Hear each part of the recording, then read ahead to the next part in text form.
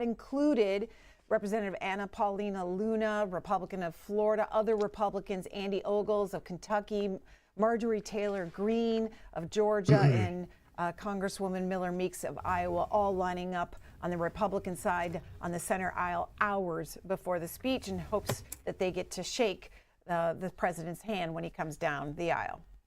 Whoa. Jason, Dick, has this become more of an blown up event than it used to be? Or has this always been a lot of, razzmatazz? I think that it depends on how far back you want to go.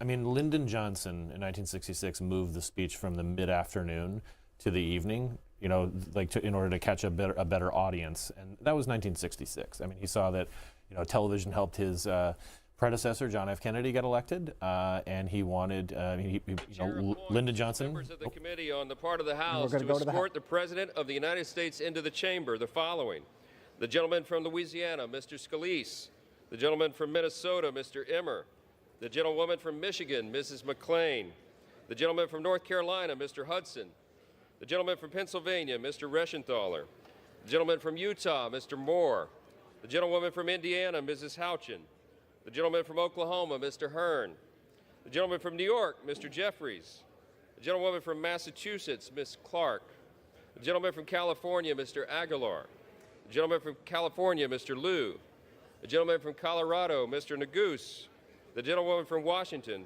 Ms. Delbene; the gentlewoman from Michigan, Mrs. Dingell. The President of the Senate, at the direction of that body, appoints the following senators as members of the committee on the part of the Senate to escort the President of the United States into the House chamber. The Senator from South Dakota, Mr. Thune. The Senator from Wyoming, Mr. Barrasso. Hey, what's up, folks? It's your boy Kicking It with Timmy B. We're checking out the State of the Union. The State of the Union 2025, the presidential one. President Donald J. Trump should be here any moment speaking to Congress, to address Congress. We're listening to J.D. Vance. He's here with Mike Johnson, a bunch of important people in here. Let's go check this out.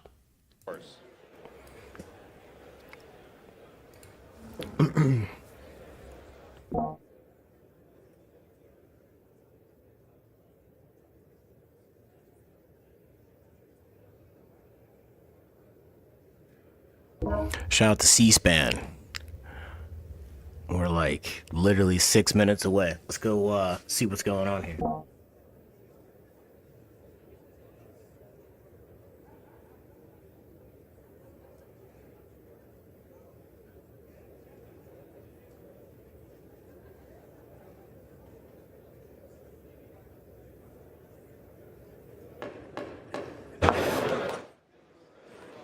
Speaker, the Dean of the Diplomatic Corps.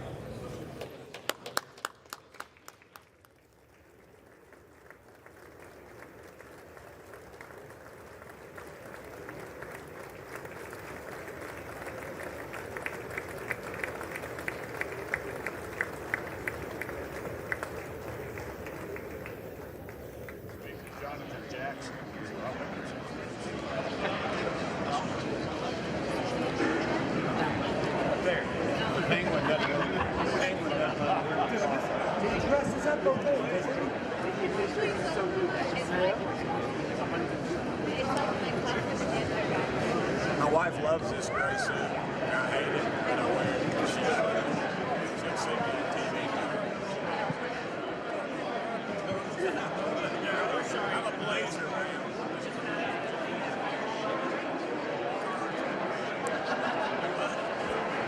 And we're about 5-10 minutes away from the president entering the chamber and beginning his speech. Jasmine Wright, Jason Dick, we've been watching this, chatting amongst ourselves. Is there anything that we can share that we were talking about? I think one thing that I'm noticing is a difference between the way that former Vice President Harris and Speaker Mike Johnson we're talking last year versus now. I mean, it's so much more jovial with Vice President Vance and Speaker Johnson than it was. It's so much more kind of homeboy. These people know each other and they're kind of on the same side. It's just interesting to watch the differences, you know, just a year. Would you call Harris and Johnson formal? Chief Justice and Associate Justices of the United States Supreme Court. That's great.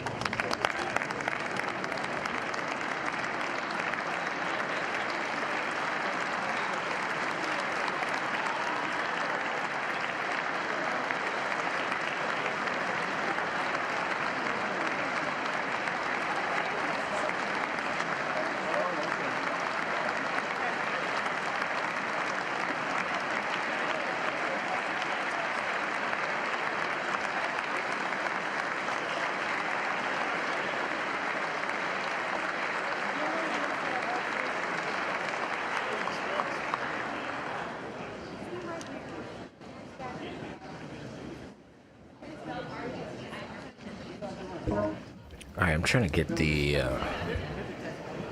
camera set up.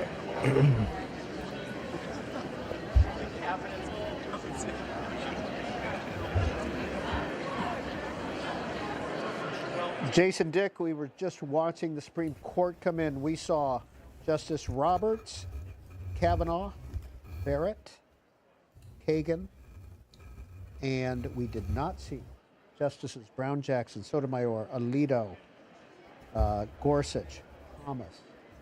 We did see Anthony Kennedy. Retired Justice Anthony Kennedy. Does that tell you anything? Oh, that's because I have the 4 out of the 5. Four out of the 9. the focus, right? I mean, Yeah, Justice let me, Alito has been skipping this for quite a few let me years go mess with that. after, you know, like sort of some of his motions and kind of mouthings kind of caught the cameras during one of Barack Obama's addresses. Thomas has also skipped quite a few lately. And, you know, it's not surprising to me because I do think that some people are feeling like that they don't have to be there. They've done this before. A lot of them have done this before, even for people who have, you know, are relatively new. But not necessarily, you don't see this necessarily as a protest by 2 of the Democratic appointed justices, Brown, Jackson, and Sotomayor. It could. And you can see could, Justice Roberts and Kagan. Yeah, I mean, you know, the Supreme Court is a very tight group. They're very close. They spend a lot of time around one another. You know, whether or not it's a protest or whether it's just, I think I want to just, you know, catch up on Black Doves on Netflix. It might be that too.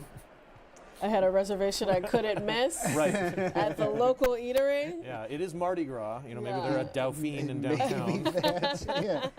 Jasmine, right, when we were talking, you were talking about J.D. Vance and Mike Johnson. And I asked the question before we got interrupted, which was, would you consider the Harris-Johnson relationship formal?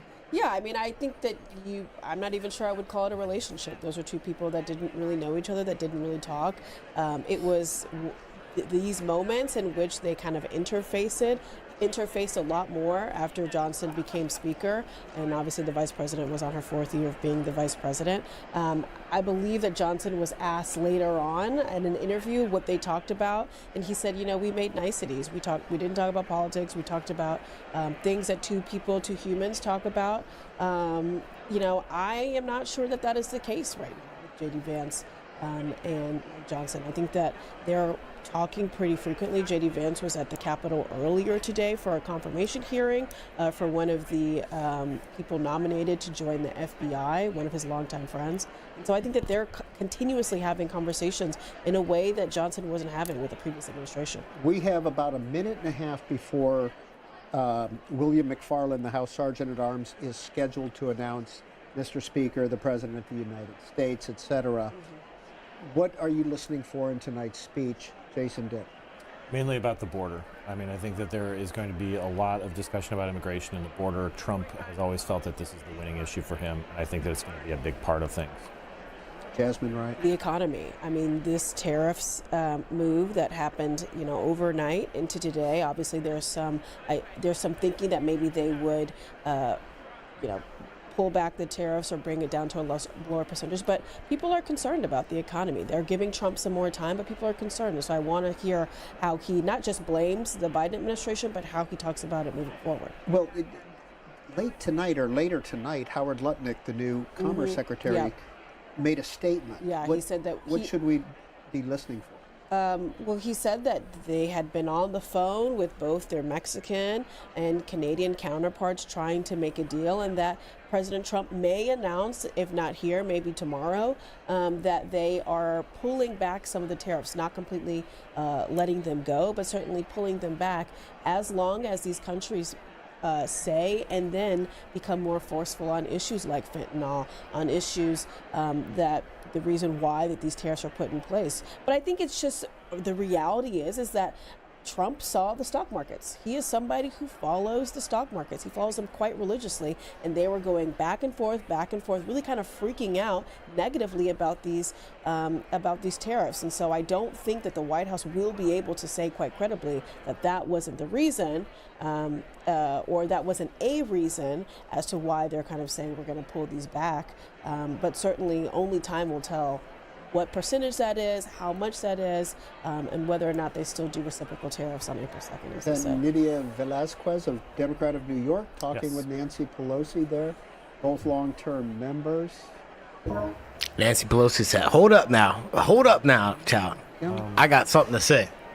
You can just see her husband just looking at these two women talk. 62 new members of Congress. Nearly 20% of the Congress is new.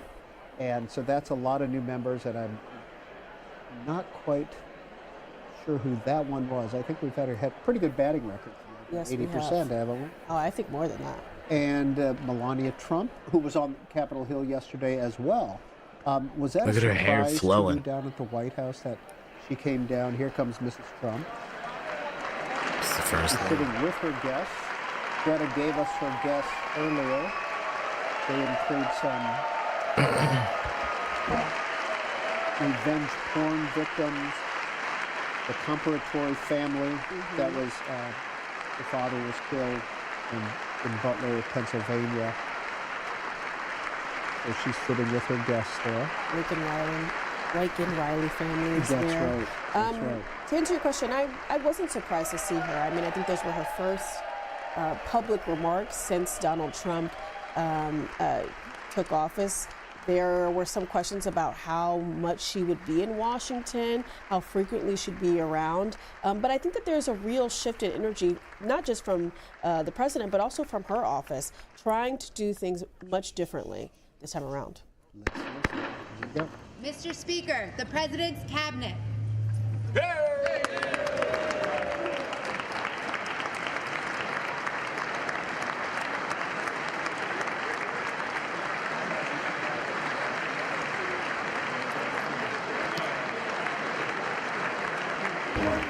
Look at these folks. That's Marco Rubio. This is Department of Transportation guy that's behind him. It's Pete Hegseth. And now the cabinet is coming in. so. Secretary of State Rubio, Secretary of the Treasury Bissett. Oh, the Treasury guy, yeah, We right. saw there as well.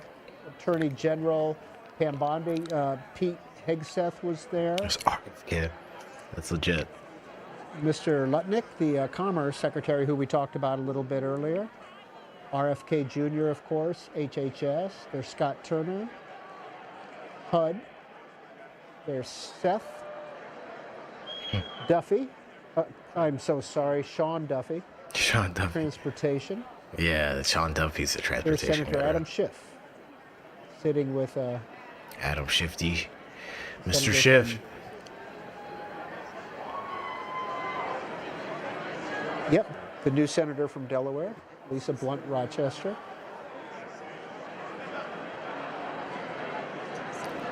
We had Carol from Illinois, Carol Mosley Braun. We have Angela also Brooks, Maryland. Kamala Harris was the second. Kamala Harris, of course, and then Lisa Angela Blunt also Rochester. Brooks, and yes. Yeah. Interchangeably 3 or 2. And there's Christy Nome, who's Yeah. she is talking there with the that the congressman from New Jersey, Jeff? Tim that's Burchett. Tim Burchett. Tim Burchett.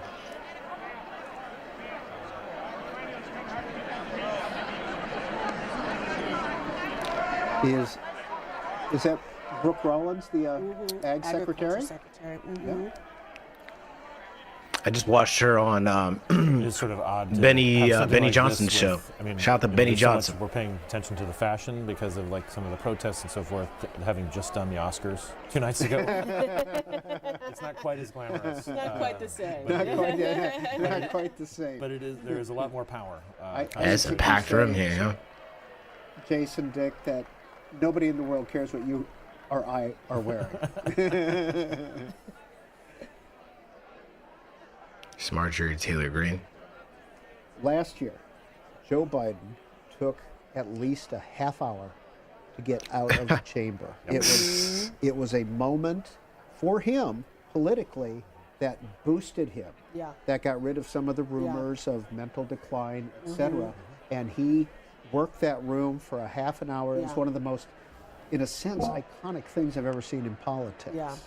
And do we expect President Trump to do the same, or I don't know. I don't know if He likes to chat. I don't know if President Trump will be there as long. I mean, in that span, Joe Biden had like 2 hot mic moments that went viral. I mean, JD he was Vance, there for forever. I don't know if you expect President Trump to be for that long. But the reality is that as I've talked to people close to him, he is enjoying this moment. He's happy to be back in the White House. He's happy to have a party that responds to him, that respects him. And he's happy, you know, back to being the center of everything. And so I think you're going to see him show that happiness, shaking hands with his friends, shaking hands potentially with people who don't like him very much, Democrats, you know, kind of pushing them to say something potentially. He's kind of reveling in this moment that he has now that he's back in the White House. And so I think he is going to be there a long time. Whether or not he's there as long as Joe Biden, I think only time will tell, because Joe Biden, I mean, I remember being there, being, you know, covering it last year and being like, dang, can you leave? I'm trying to go home. So It did have a end of the night at your high school reunion type vibe. It's like, wrap it up, Joe. So we'll see what Donald Trump does. Yeah, I would guess too that like some of that is, you know, there's a little bit of wistfulness, you know, like that Biden, you know, was running for re-election, but you know, who knows what kind of doubts he may have had about Shout out to the homie MKJ. I appreciate you, know, man. his own path. That this is like a beginning as opposed to sort of an end. Even if it seems like we've been in this loop for a while. Yeah, you can see that the cabinet is still not completely seated, and they're not going to bring him in while there's still people in the aisles, but he is nearby. He's in the holding room next to the chamber and should be coming in shortly. Just want to remind our viewers, obviously we're going to shut up as soon as the president gets in there. We're going to listen to everything that happens. We'll watch the folks are so president funny. leave the room all without us. There's Tulsi Gabbard, of course, talking with Chip Roy. Kelly Loeffler, the SBA. Yeah, minister, that's right. Former senator from Georgia, RFK. I haven't seen RFK Jr. talk to a lot of people. I don't know if that's I saw him saying talk to He's Jeff not about Andrew, that. and Okay. I wonder if it was a conversation. I mean, like a about lot of those people probably don't even like RFK Jeff Andrew. and what he's about. Is he really? Did not They know probably that. have a Did not know that. Yeah, I mean, RFK is misjudgment. having quite the moment right now too, with this measles outbreak, kind of going back and forth between Or whether or not he mischaracterization should or be whatever you want to promoting call it. vaccines, whether or not he should be promoting, you know, more See? homeopathic remedies that aren't necessarily shown to have, you know, much weight against a measles outbreak. Which I was would be supposed to do interested to see a news if segment Donald about Trump that. brings that up. I'd where's be a my little phone at? shocked if he does, but This was like Again, a few days ago, I the feel entire like. speech, of course, There's like a measles outbreak that's like, or Democratic response. I think it was in Senator Texas. Alyssa Slotkin, There's like a 15 young child Democrats that's from Michigan, will be speaking from Michigan, and me, we will check bring that that out. to you live, of course. As always, after all that, we're going to get your reaction. We're going to get your reaction. Greta's going to be here getting reaction from members and some of the play out from the speech, etc. And before the president comes in, let's check in one more time with Greta. Quick. Yeah, there's a measles outbreak in Texas. Over a dozen new measles outbreaks or measles cases and Texas outbreak in less than a week. That's ABC News. I'll have to do a whole video behind that. I was supposed to, but I didn't think it was going to be. I thought it was just one case. I didn't know it was like more than one. This is that's interesting. All right, so let's get back to this. Ahead of the markets closing tonight, CNBC with this headline: Dow tumbles again, loses more than 1,300 points in 2 days as Trump ignites trade war. Peter? You were talking exactly about that. Yeah, I mean, it is going to be incumbent upon the president, The Canadian and Mexican have the tariffs. American people understand I think just what in he's putting in place these tariffs that place. in a lot of ways have a negative connotation even amongst people within his own party. They're not necessarily one of those quote unquote conservative values. It's something that even as lawmakers publicly say we are okay with giving Trump the latitude on tariffs, certainly privately they're concerned about them. They don't like them. And so I think that he's going to have to explain why. Of course, he says that tariffs are his fourth favorite word in the dictionary. Used to be his first. I would be surprised if he does not repeat that again in an ad lib. But yeah, I think that tariffs are going to be a large part of this. For viewers who are seeing a State of the Union or a joint session for the first time, on your screen, the Republicans will be on the left and the Democrats will be on the right. So you can always tell what the applause lines are by which side stands up. And it gets pretty stark. It's about to get interesting. It absolutely does. And I mean, another thing that I'm looking for, in addition to just some of the policy notes that we're looking at, is just how the Democrats are going to approach things that they feel are a winner for them. Whether it's something if Trump does talk about tariffs, and he does talk about like how great they are. We're seeing, again, as Jasmine, the market does not like them. The Wall Street Journal editorial page doesn't like them. This is kind of across the board, and the economy, over and over again, came up as the #1 issue people are worried about. But he's also going to go for some base issues, like transgender, issues. How is that going to be? How is that going to be presented? But how Here we go. I was about to start. Let's go. Mr. Speaker, the President of the United States.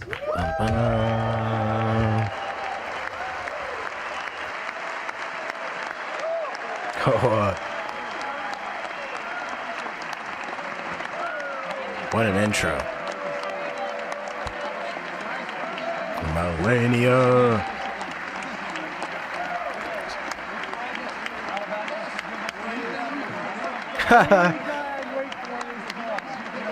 Tim Burchett.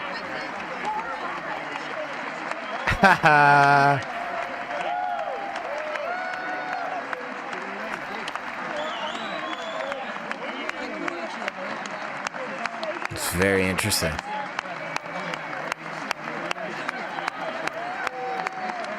So, President, let me get the selfie with you, bro.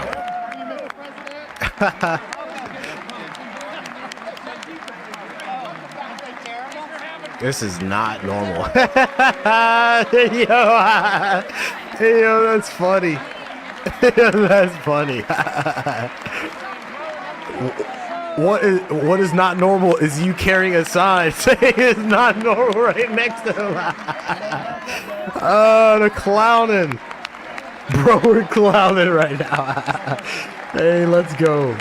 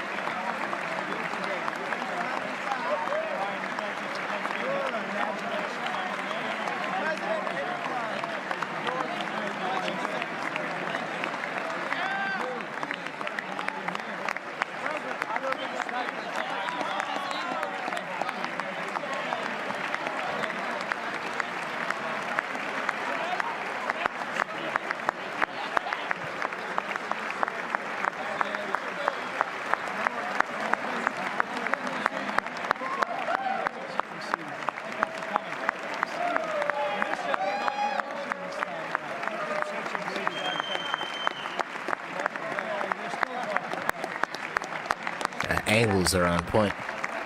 Shout out to C-SPAN.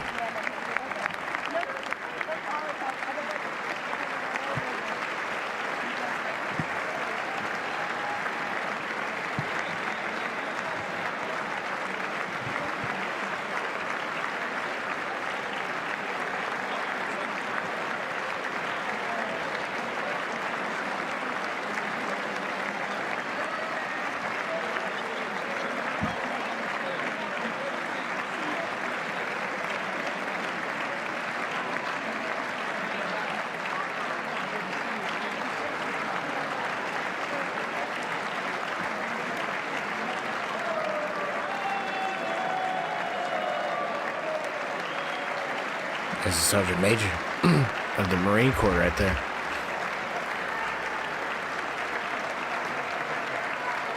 Right? Now. Ah, there's a Commandant, excuse me. Yeah, Commandant pulled up. I don't know where the Sergeant Major's out there doing Sergeant Major things. USA.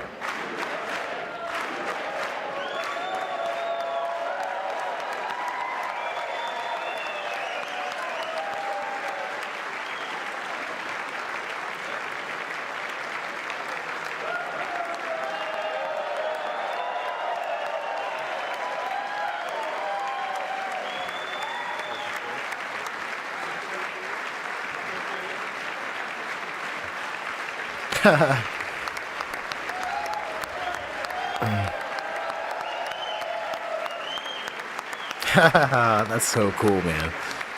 What a guy.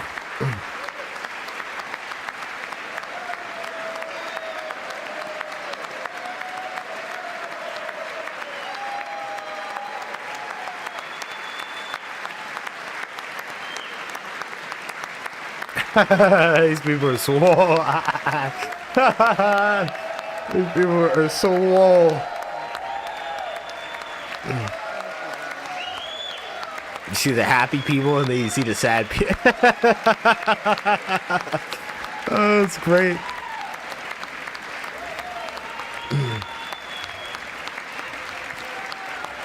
Thank you.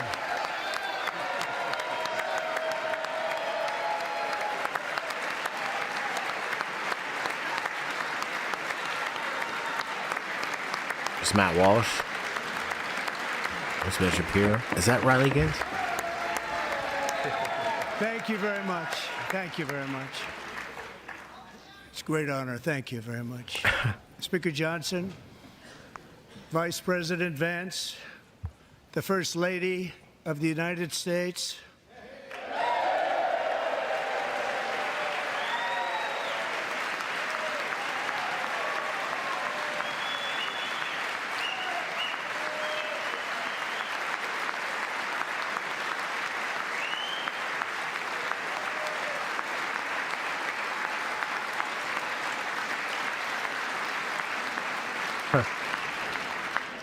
members of the United States Congress, thank you very much. And to my fellow citizens, America is back.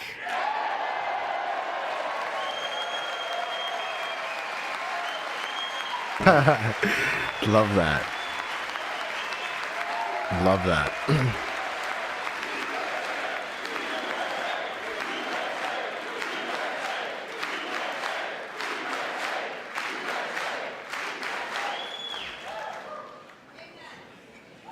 6 weeks ago, I stood beneath the dome of this Capitol and proclaimed the dawn of the golden age of America. From that moment on, it has been nothing but swift and unrelenting action to usher in the greatest and most successful era in the history of our country. We have accomplished more in 43 days than most administrations accomplished in 4 years or 8 years, and we are just getting started.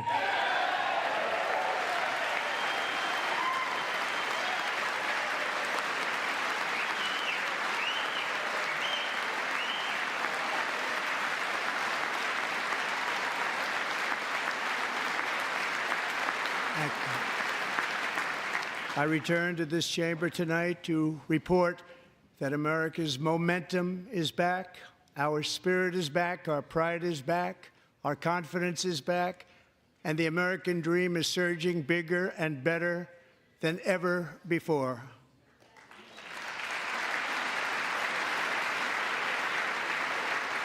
The American dream is unstoppable, and our country is on the verge of a comeback, the likes of which the world has never witnessed and perhaps will never witness again. There's never been anything like it.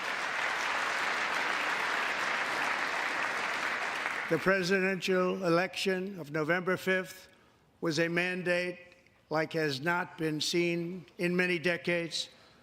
We won all 7 swing states, giving us an electoral college victory of 300.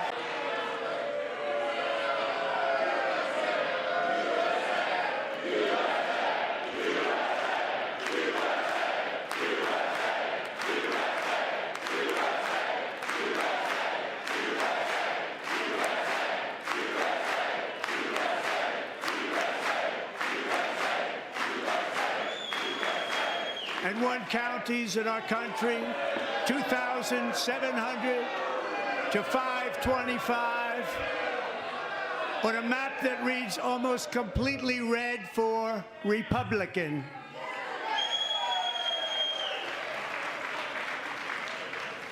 Now, for the first time in modern history, more Americans believe that our country is headed in the right direction than the wrong direction. In fact, it's an astonishing record, 27-point swing, the most ever.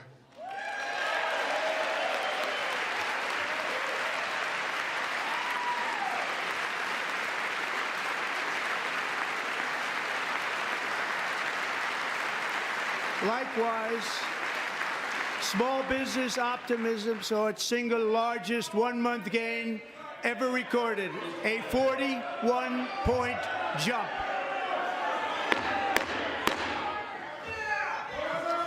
Members are directed to uphold and maintain decorum in the House and to cease any further disruptions. That's your warning.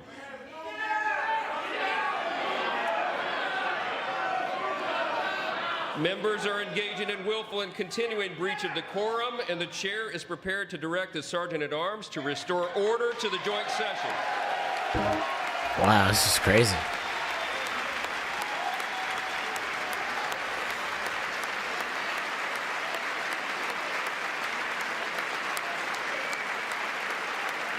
What's up, you guys?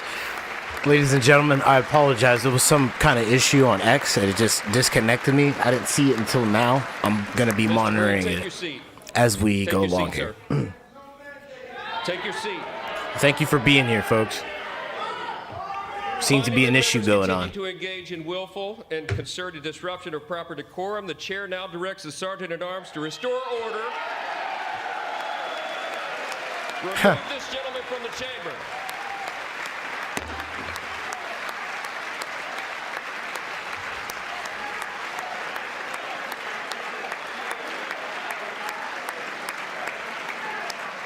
Wow. Gotta escort somebody out of here.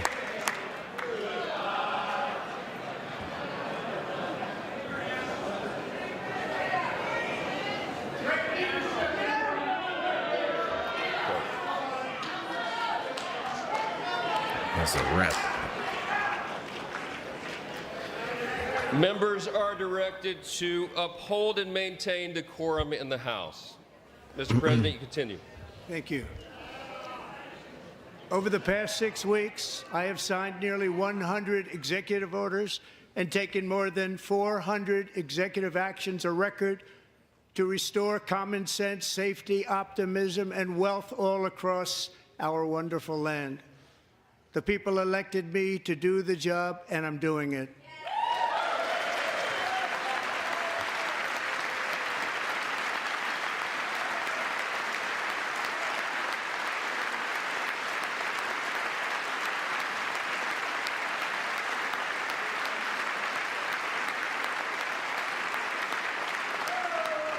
In fact, it has been stated by many that the first month of our presidency, it's our presidency, is the most successful in the history of our nation. By many.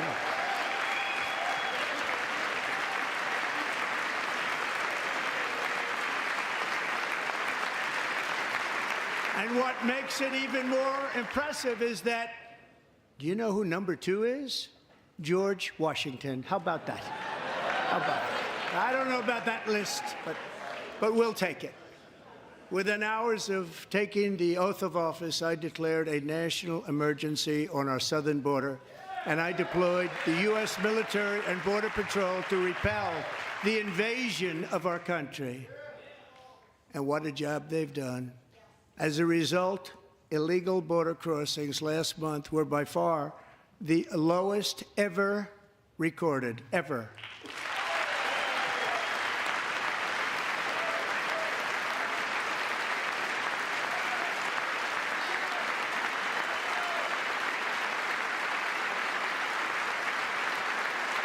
They heard my words and they chose not to come. Much easier that way. In comparison, under Joe Biden, the worst president in American history, there were hundreds of thousands of illegal crossings a month, and virtually all of them, including murderers, drug dealers, gang members, and people from mental institutions and insane asylums, were released into our country. Who would want to do that? This is my 5th such speech to Congress. And once again, I look at the Democrats in front of me, and I realize there is absolutely nothing I can say to make them happy or to make them stand or smile or applaud. Nothing I can do. That's crazy. I could find a cure to the most devastating disease, a disease that would wipe out entire nations, or announce the answers to the greatest economy in history, or the stoppage of crime to the lowest levels ever recorded. And these people sitting right here will not clap, will not stand, and certainly will not cheer for these astronomical achievements. They won't do it, no matter what. Five times I've been up here. It's very sad, and it just shouldn't be this way.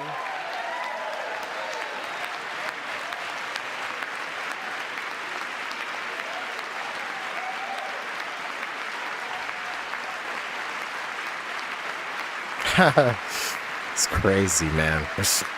The world so divided right now. So Democrats sitting before me, for just this one night, why not join us in celebrating so many incredible wins for America? For the good of our nation, let's work together and let's truly make America great again. Hey. It's Nancy.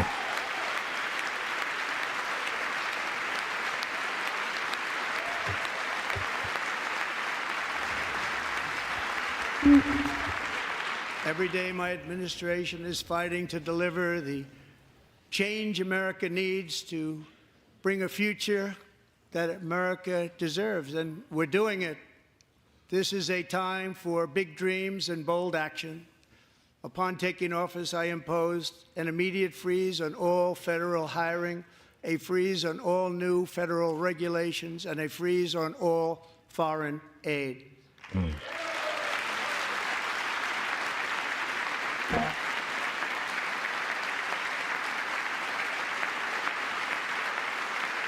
I terminated the ridiculous Green New Scam. I withdrew from the unfair Paris Climate Accord, which was costing us trillions of dollars that other countries were not paying. I withdrew from the corrupt World Health Organization.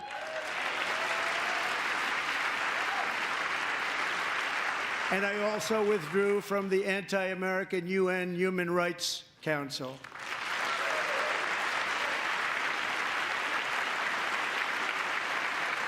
We ended all of Biden's environmental restrictions that were making our country far less safe and totally unaffordable. And importantly, we ended the last administration's insane electric vehicle mandate, saving our auto workers and companies from economic destruction.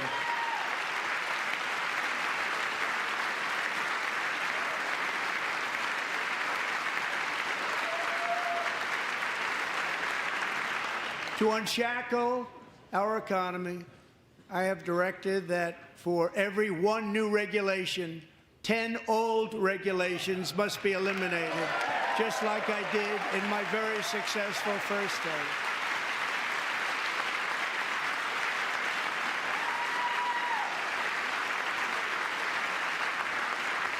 And in that first term, we set records on ending unnecessary rules and regulations like no other president had done before.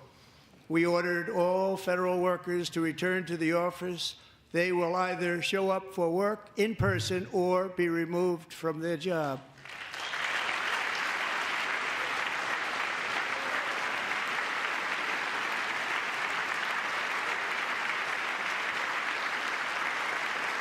And we've ended weaponized government where, as an example, a sitting president is allowed to viciously prosecute his political opponent, like me.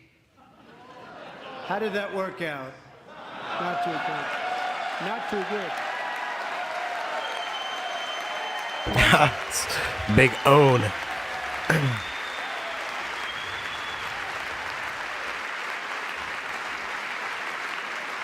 And I have stopped all government censorship and brought back free speech in America. It's back.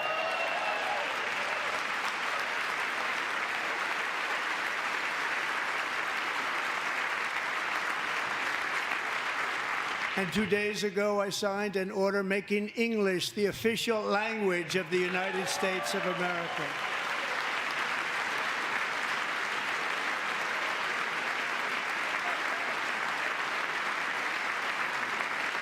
I renamed the Gulf of Mexico the Gulf of America.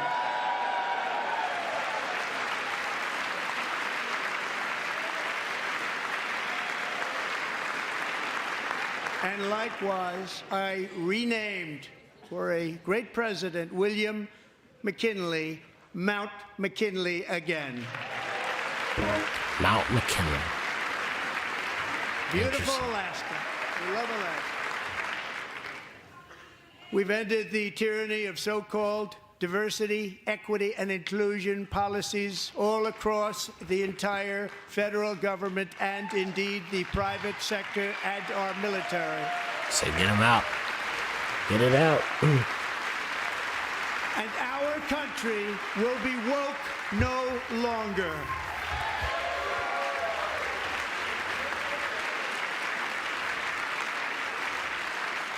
We believe that whether you are a doctor, an accountant, a lawyer, or an air traffic controller, you should be hired and promoted based on skill and competence, not race or gender.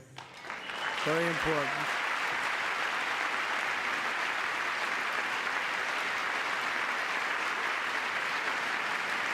You should be hired based on merit.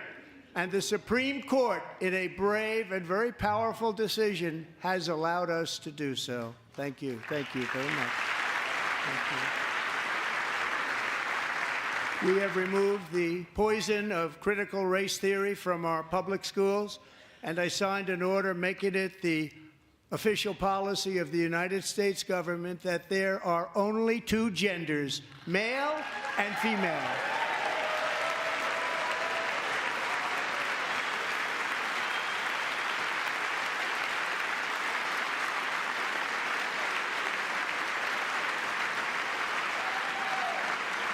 I also signed an executive order to ban men from playing in women's sports.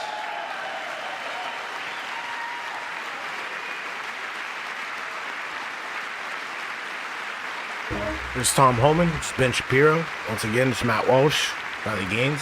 3 years ago, Peyton McNabb was an all-star high school athlete, one of the best, preparing for a future in college sports. But when her girls' volleyball match was invaded by a male, he smashed the ball so hard in Peyton's face, causing traumatic brain injury, partially paralyzing her right side, and ending her athletic career. It was a shot like she's never seen before. She's never seen anything like it. Peyton is here tonight in the gallery, and Peyton, from now on, schools will kick the men off the girls' team, or they will lose all federal funding.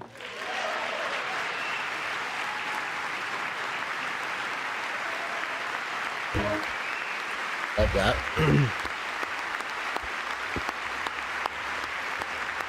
Just keep rolling.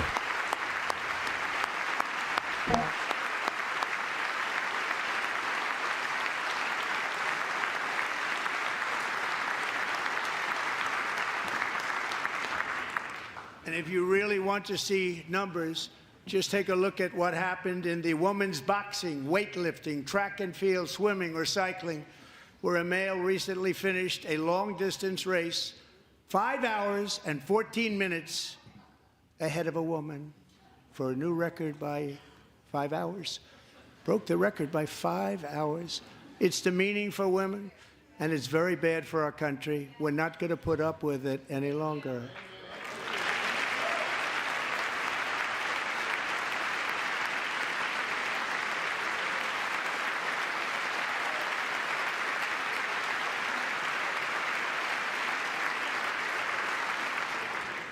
What I have just described is only a small fraction of the common sense revolution that is now, because of us, sweeping the entire world.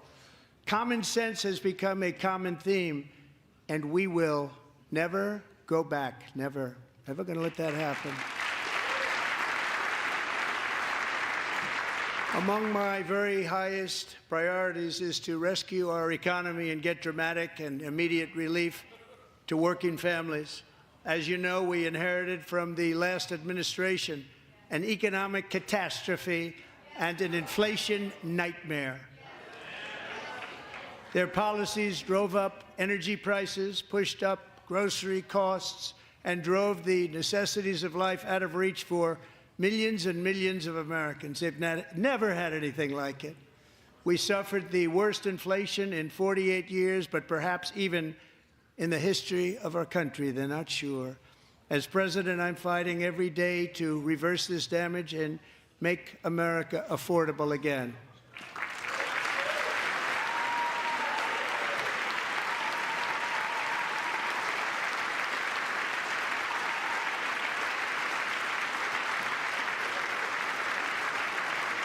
Joe Biden especially let the price of eggs get out of control. The egg price is out of control, and we're working hard to get it back down. Secretary, do a good job on that. You inherited a total mess from the previous administration. Do a good job.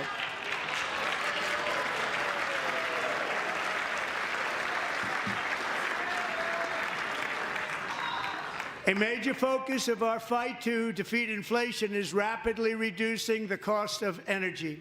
The previous administration cut the number of new oil and gas leases by 95%, slowed pipeline construction to a halt, and closed more than 100 power plants. We are opening up many of those power plants right now.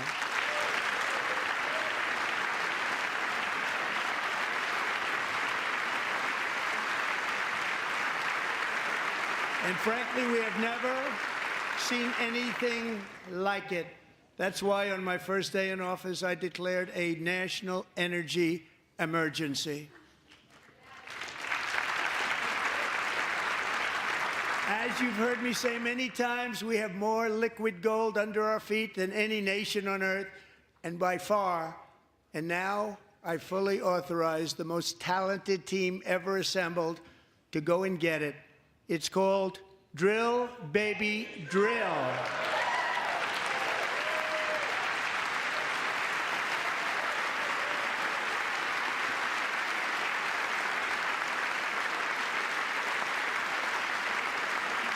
My administration is also working on a gigantic natural gas pipeline in Alaska, among the largest in the world, where Japan, South Korea, and other nations want to be our partner with investments of trillions of dollars each. There's never been anything like that one.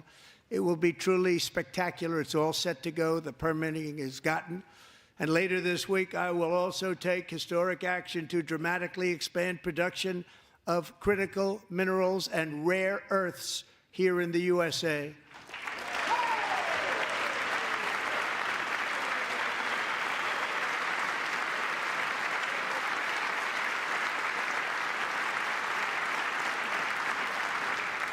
To further combat inflation, we will not only be reducing the cost of energy, but will be ending the flagrant waste of taxpayer dollars.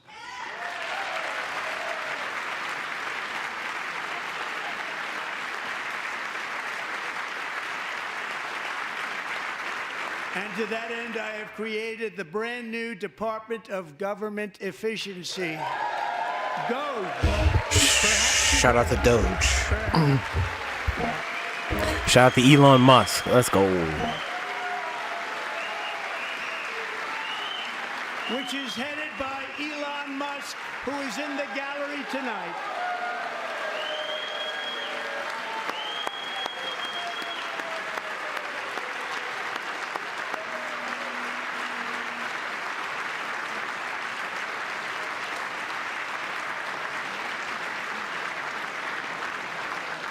Thank you, Elon. He's working very hard. He didn't need this. He didn't need this. Thank you very much. We appreciate it. Everybody here, even this side, appreciates it, I believe. They just don't want to admit that. Just listen to some of the appalling waste we have already identified. $22 billion from HHS to provide free housing and cars for illegal aliens.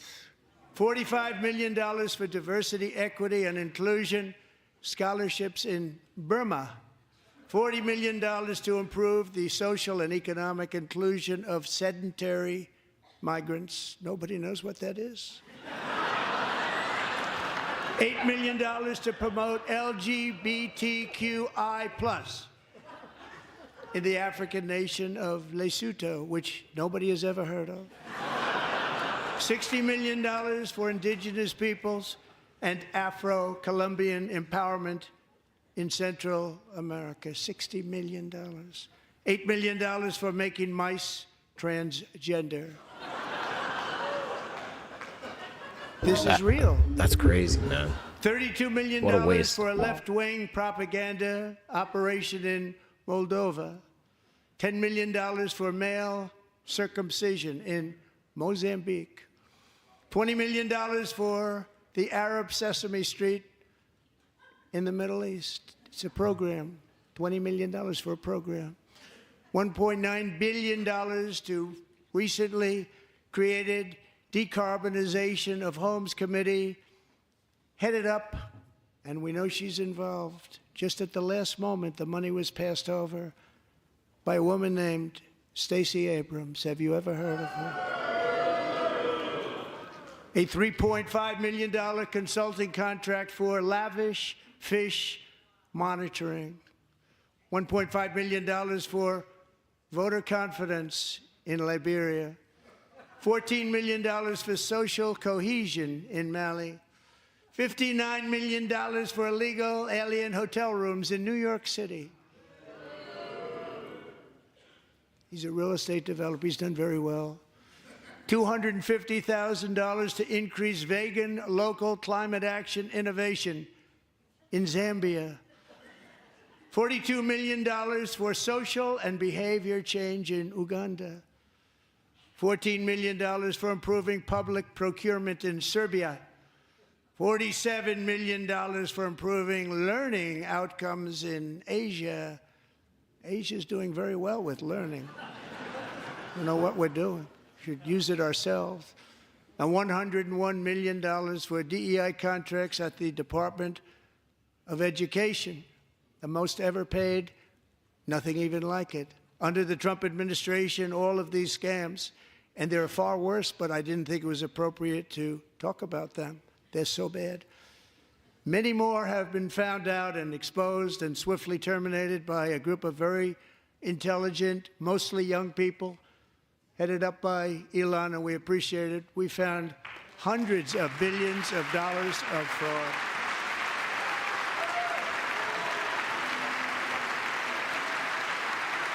Elon Musk doing some great work. False. They have it like for the cameras in the back, and then they have it for the cameras in the front. Like these folks like really thought about that. This is crazy. Our debt to fight inflation and other things. Taking back a lot of that money. We got it just in time. This is just the beginning. The Government Accountability Office, a federal government office, has estimated annual fraud of over $500 billion in our nation, and we are working very hard to stop it. We're going to. We're also identifying shocking levels of incompetence and probable fraud in the Social Security program for our seniors, and that our seniors and people that we love rely on. Believe it or not, government databases list 4.7 million Social Security members from people aged 100 to 109 years old. It lists 3.6 million people from ages 110 to 119. I don't know any of them. I know some people that are rather elderly, but not quite that elderly. 3.47 million people from ages 120 to 129. 3.9 million people from ages 130 to 139. 3.5 million people from ages 140 to 149. And money is being paid to many of them. And we're searching right now. In fact, Pam, good luck. Good luck. You're going to find it. But a lot of money is paid out to people because it just keeps getting paid, and nobody does. And it really hurts Social Security and hurts our country. 1.3 million people from ages 150 to 159, and over 130,000 people, according to the Social Security databases, are age over 160 years old. We have a healthier country than I thought, Bobby.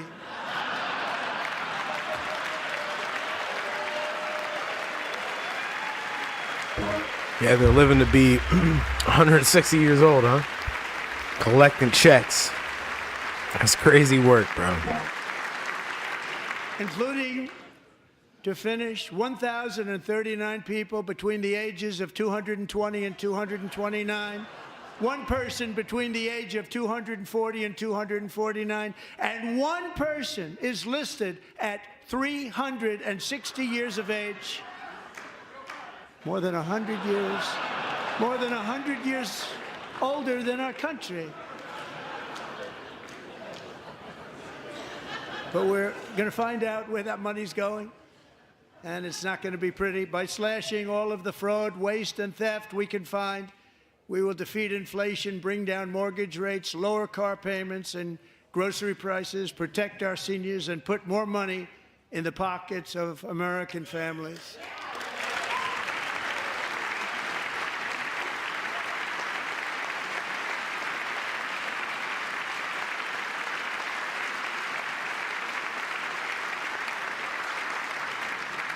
And today, interest rates took a beautiful drop, big, beautiful drop. It's about time. And in the near future, I want to do what has not been done in 24 years, balance the federal budget. We're going to balance it.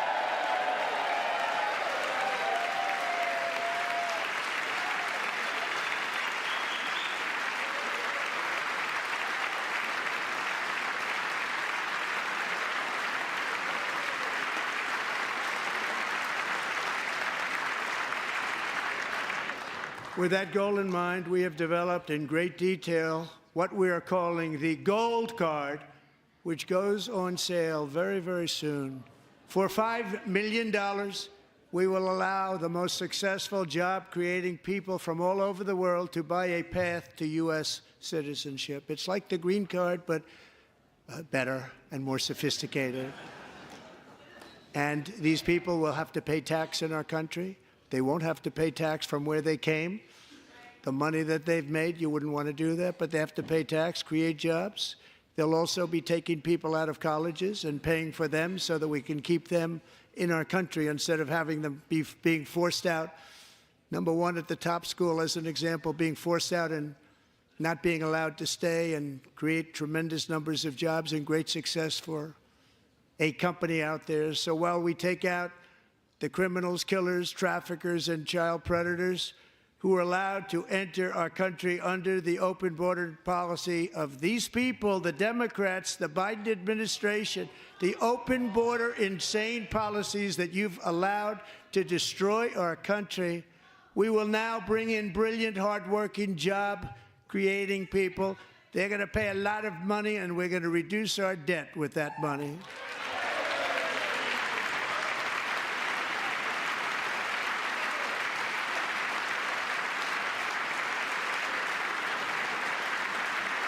Americans have given us a mandate for bold and profound change. For nearly 100 years, the federal bureaucracy has grown until it has crushed our freedoms, ballooned our deficits, and held back America's potential in every possible way. The nation founded by pioneers and risk-takers now drowns under millions and millions of pages of regulations and debt. Approvals that should take 10 days to get instead take 10 years, 15 years, and even 20 years before you're rejected. Meanwhile, we have hundreds of thousands of federal workers who have not been showing up to work. My administration will reclaim power from this unaccountable bureaucracy, and we will restore true democracy to America again.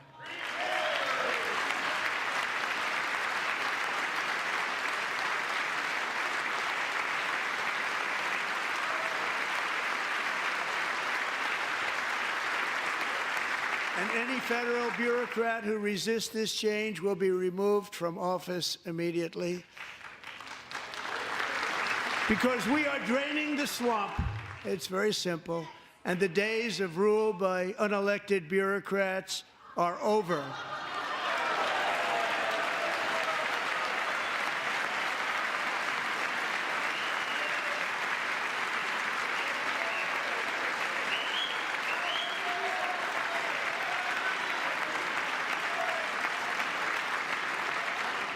And the next phase of our plan to deliver the greatest economy in history is for this Congress to pass tax cuts for everybody. They're in there. They're waiting for you to vote. And I'm sure that the people on my right, I don't mean the Republican right, but my right here, I'm sure you're going to vote for those tax cuts, because otherwise I don't believe the people will ever vote you into office. So I'm doing you a big favor by telling you that. But I know this group is going to be voting for the tax.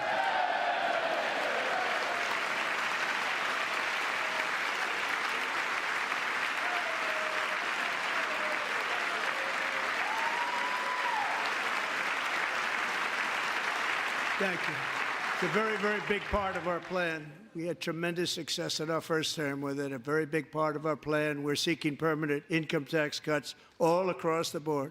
And to get urgently needed relief to Americans hit especially hard by inflation, I'm calling for no tax on tips, no tax on overtime, and no tax on Social Security benefits for our great seniors.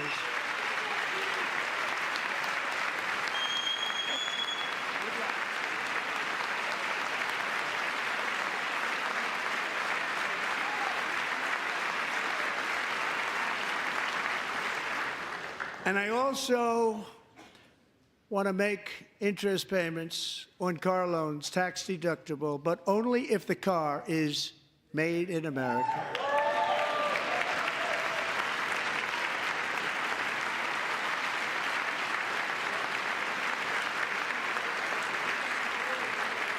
And by the way, we're going to have growth in the auto industry like nobody's ever seen. Plants are opening up all over the place. Deals are being made. Never seen. That's a combination of the election win and tariffs. It's a beautiful word, isn't it? That, along with our other policies, will allow our auto industry to absolutely boom. It's going to boom. Spoke to the majors today, all three, the top people, and they're so excited. In fact, already numerous car companies have announced that they will be building massive automobile plants in America, with Honda just announcing a new plant in Indiana, one of the largest anywhere in the world.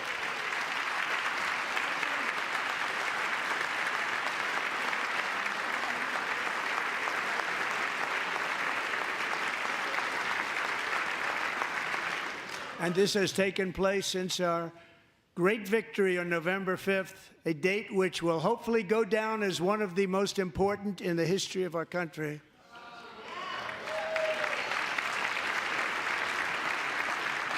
In addition, as part of our tax cuts, we want to cut taxes on domestic production and all manufacturing. And just as we did before, we will provide 100% expensing. It will be retroactive to January 20th, 2025. And it was one of the main reasons why our tax cuts were so successful in our first term, giving us the most successful economy in the history of our country. First term. We had a great first term.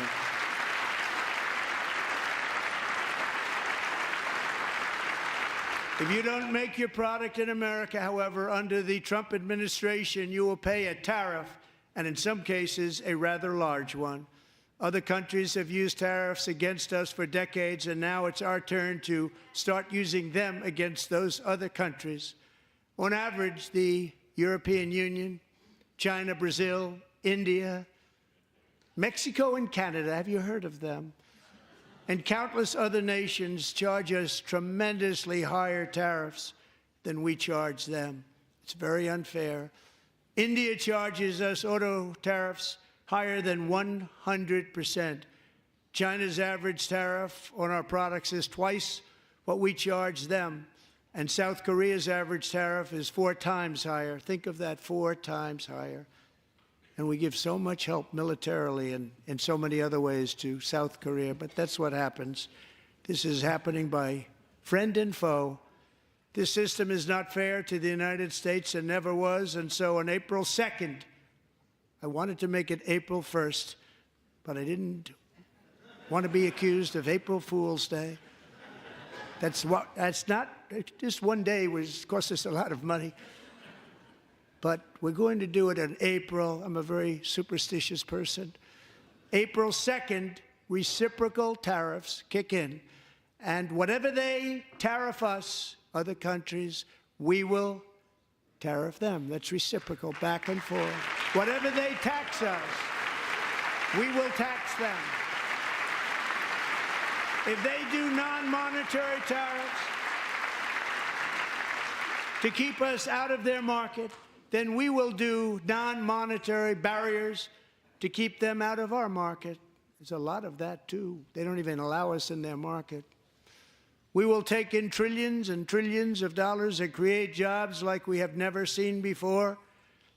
I did it with China, and I did it with others, and the Biden administration couldn't do anything about it because there was so much money they couldn't do anything about it.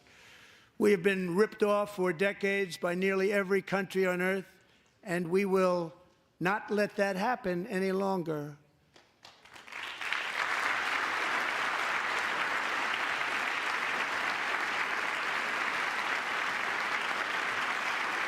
Much has been said over the last 3 months about Mexico and Canada, but we have very large deficits with both of them. But even more importantly, they've allowed fentanyl to come into our country at levels never seen before, killing hundreds of thousands of our citizens and many very young, beautiful people, destroying families. Nobody's ever seen anything like it. They are, in effect, receiving subsidies of hundreds of billions of dollars. We pay subsidies to Canada and to Mexico of hundreds of billions of dollars, and the United States will not be doing that any longer. We're not going to do it any longer.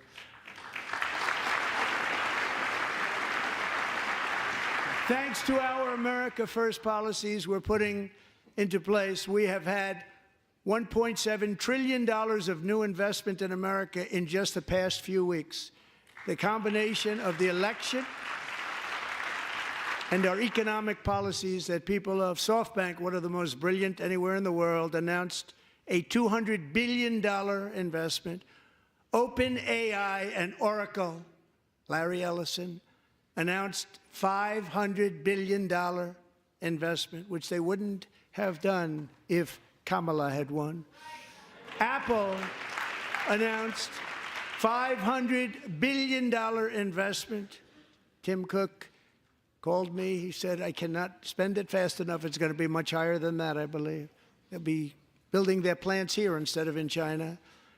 And just yesterday, Taiwan Semiconductor, the biggest in the world, most powerful in the world, has a tremendous amount, 97% of the market, announced a $165 billion investment to build the most powerful chips on earth right here in the USA.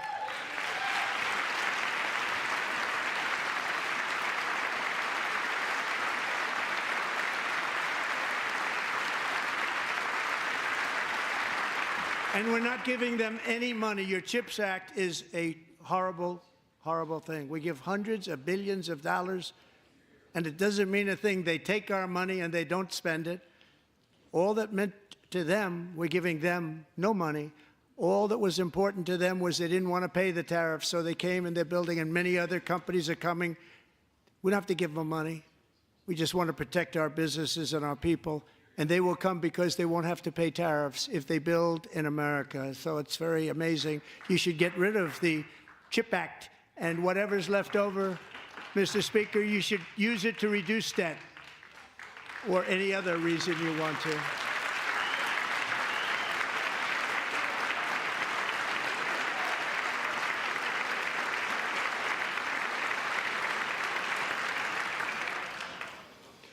Our new trade policy will also be great for the American farmer. I love the farmer. Who will now be selling into our home market, the USA, because nobody is going to be able to compete with you. Because there's goods that come in from other countries and companies. They're really in a bad position in so many different ways. They're uninspected. They may be very dirty and disgusting, and they come in and they pour in, and they hurt our American farmers. The tariffs will go on agricultural product coming into America, and our farmers, starting on April 2nd, it may be a little bit of an adjustment period. We had that before when I made the deal with China, $50 billion of purchases, and I said, just bear with me, and they did. They did. Probably have to bear with me again, and this will be even better. That was great. The problem with it was that Biden didn't enforce it. He didn't enforce it. $50 billion of purchases, and we were doing great, but Biden did not enforce it, and it hurt our farmers. But our farmers are going to have a field day right now. So to our farmers, have a lot of fun. I love you too. I love you too. It's all going to happen. Shout out to the farmers, man. Providing the great food that we need. 25% tariff on This guy's aluminum, sleeping. copper, lumber, and steel, because Elizabeth Warren. if we don't have, as an example, steel and lots of other things, we don't have a military, and frankly, we just won't have a country very long. Here today is a proud American steelworker, fantastic person from Decatur, Alabama, Jeff Denard.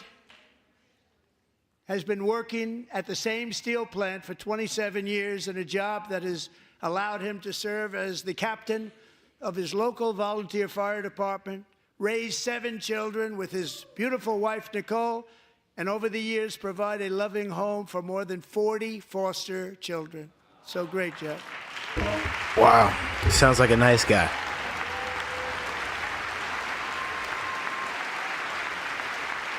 Sounds like a real nice guy.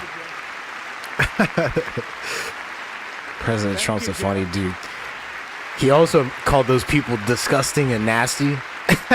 He just, Stories like Jeff's remind us so that funny, tariffs man. are not just about protecting American jobs. They're about protecting the soul of our country. Tariffs are about making America rich again and making America great again, and it's happening, and it will happen rather quickly. There'll be a little disturbance, but we're okay with that. It won't be much. No, you're not. Oh. And look where Biden took us. Very low, the lowest we've ever been. Jeff, I want to thank you very much. And I also want to recognize another person who has devoted herself to foster care community. She works so hard on it. A very loving person, our magnificent First Lady of the United States.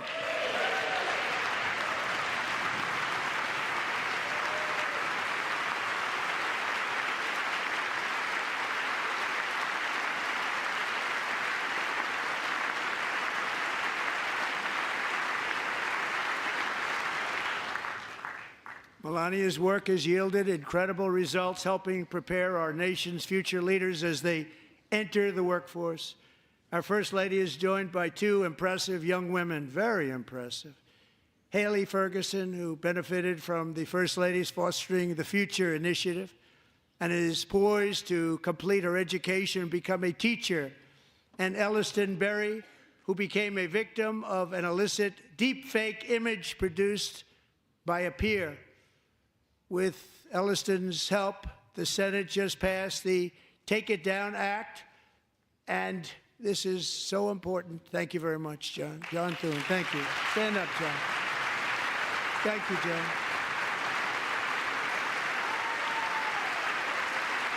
Thank you all very much.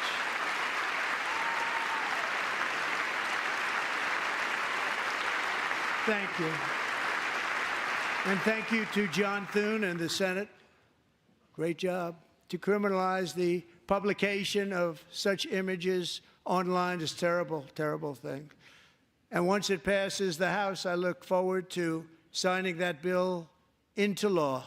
Thank you. And I'm going to use that bill for myself, too, if you don't mind. Because nobody gets treated worse than I do online. Nobody.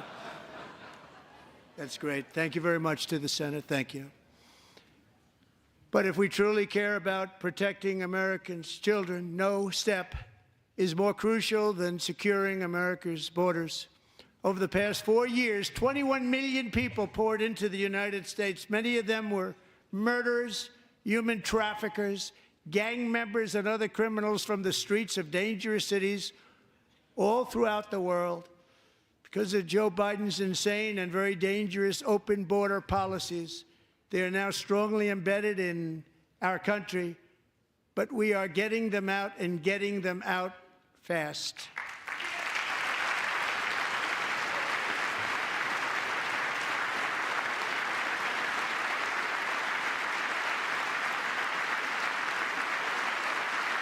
And I want to thank Tom Homan and Christy. I want to thank you and Paul of Border Patrol. I want to thank you. What a job they've all done, everybody. Border Patrol, ICE, law enforcement in general is incredible. We have to take care of our law enforcement. Have to.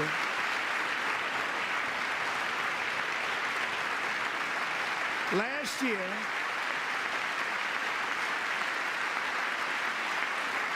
a brilliant 22-year-old nursing student named Laken Riley, the best in her class, admired by everybody, went out for a jog on the campus of the University of Georgia. That morning, Laken was viciously attacked, assaulted, beaten, brutalized, and horrifically murdered. Laken was stolen from us by a savage illegal alien gang member who was arrested while trespassing across Biden's open southern border and then set loose into the United States under the heartless policies of that failed administration. It was indeed a failed administration. He had then been arrested and released in a Democrat-run sanctuary city, a disaster, before ending the life of this beautiful young angel. With us this evening are Laken's beloved mother, Allison, and her sister, Lauren.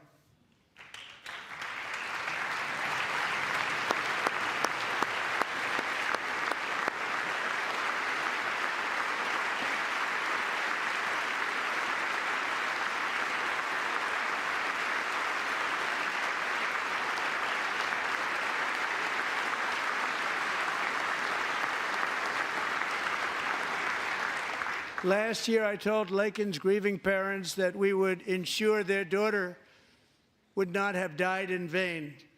That's why the very first bill I signed into law as your 47th president mandates the detention of all dangerous criminal aliens who threaten public safety. It's a very strong, powerful act.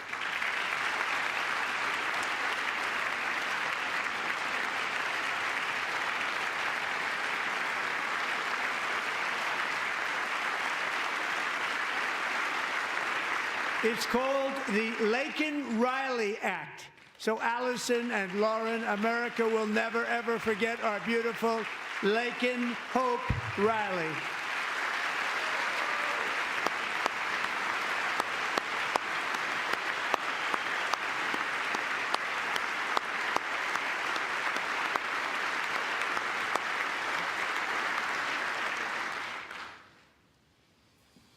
Thank you very much. Since taking office, my administration has launched the most sweeping border and immigration crackdown in American history, and we quickly achieved the lowest numbers of illegal border crossers ever recorded. Thank you.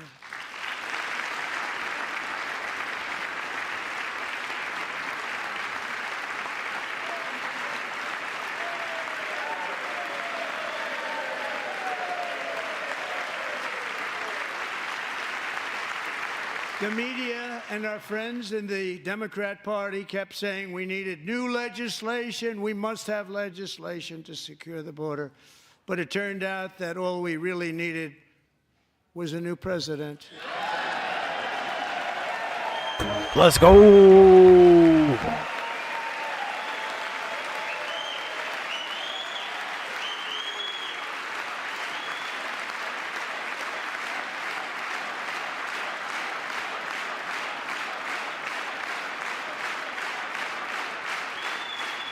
Thank you. Joe Biden didn't just open our borders, he flew illegal aliens over them to overwhelm our schools, hospitals, and communities throughout the country. Entire towns like Aurora, Colorado, and Springfield, Ohio, buckled under the weight of the migrant occupation and corruption like nobody's ever seen before. Beautiful towns destroyed. Now, just as I promised in my inaugural address, we are achieving the great liberation of America.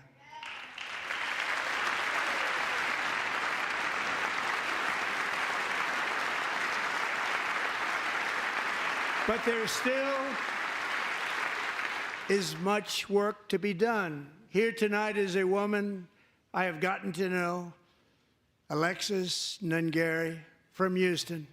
Wonderful woman. Last June, Alexis's 12-year-old daughter, her precious Jocelyn, walked to a nearby convenience store. She was kidnapped, tied up, assaulted for 2 hours under a bridge, and horrifically murdered. Arrested and charged with this heinous crime are 2 illegal alien monsters from Venezuela, released into America by the last administration through their ridiculous open border. The death of this beautiful 12-year-old girl and the agony of her mother and family touched our entire nation greatly. Alexis, I promised that we would always remember your daughter, your magnificent daughter, and earlier tonight I signed an order keeping my word to you. One thing I have learned about Jocelyn is that she loved animals so much. She loved nature. Across Galveston Bay, from where Jocelyn lived in Houston, you will find a magnificent national wildlife refuge, a pristine, peaceful, 34,000-acre sanctuary for all of God's creatures on the edge of the Gulf of America. Alexis, moments ago, I formally renamed that refuge in loving memory of your beautiful daughter, Jocelyn. So, Mr. Vice President, if you would, may I have the order?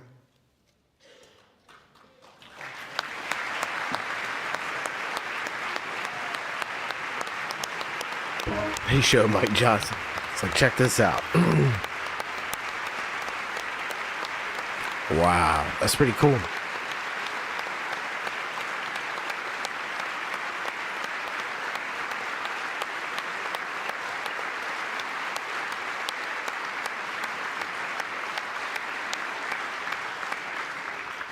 Thank you very much. All 3 savages charged with Jocelyn and Lakin's murders were members of the Venezuelan prison gang, the toughest gang, they say, in the world, known as Tren de Aragua. 2 weeks ago, I officially designated this gang, along with MS-13 and the bloodthirsty Mexican drug cartels, as foreign terrorist organizations. Yep, not welcome here, man. Get him out.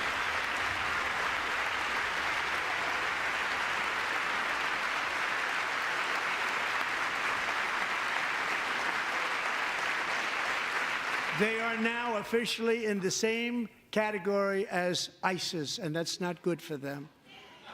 Countless thousands of these terrorists were welcomed into the U.S. by the Biden administration.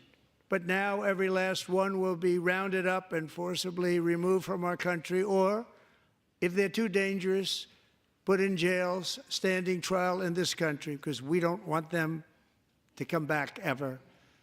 With us this evening is a warrior on the front lines of that battle, Border Patrol Agent Roberto Ortiz. Great guy.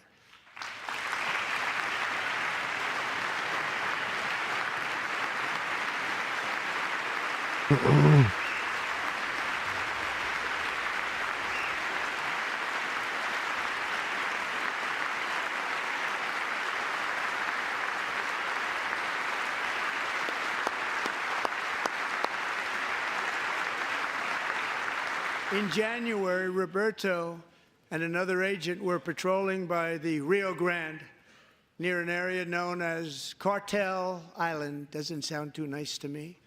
When heavily armed gunmen started shooting at them, Roberto saw that his partner was totally exposed, at great danger, and he leapt into action, returning fire and providing crucial seconds for his fellow agent to seek safety, just barely. I have some of the prints of that event, and it was not good. Agent Ortiz, we salute you for your great courage and for your line of fire that you took and for the bravery that you showed. We honor you, and we will always honor you. Thank you, Roberto, very much.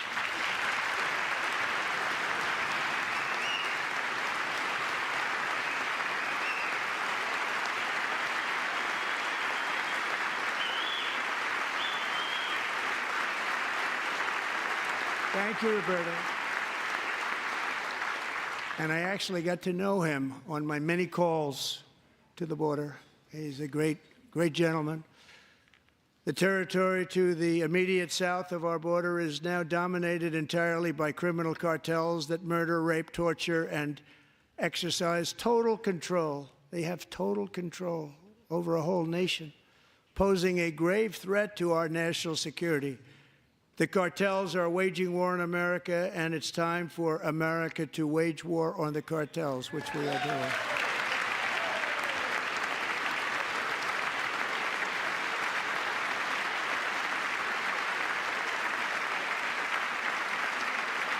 Five nights ago, Mexican authorities, because of our tariff policies being imposed on them, think of this, handed over to us 29 of the biggest cartel leaders in their country. That has never happened before. They want to make us happy. First time ever. But we need Mexico and Canada to do much more than they've done, and they have to stop the fentanyl and drugs pouring into the USA. They're going to stop it. I have sent Congress a detailed funding request laying out exactly how we will eliminate these threats to protect our homeland and complete the largest deportation operation in American history, larger even than current record holder President Dwight D. Eisenhower, a moderate man, but someone who believed very strongly in borders. Americans expect Congress to send me this funding without delay so I can sign it into law. So, Mr. Speaker, John Thune, both of you, I hope you're going to be able to do that, Mr. Speaker. Thank you. Mr. Leader, thank you. Thank you very much. And let's get it to me. I'll sign it so fast, you won't even believe it.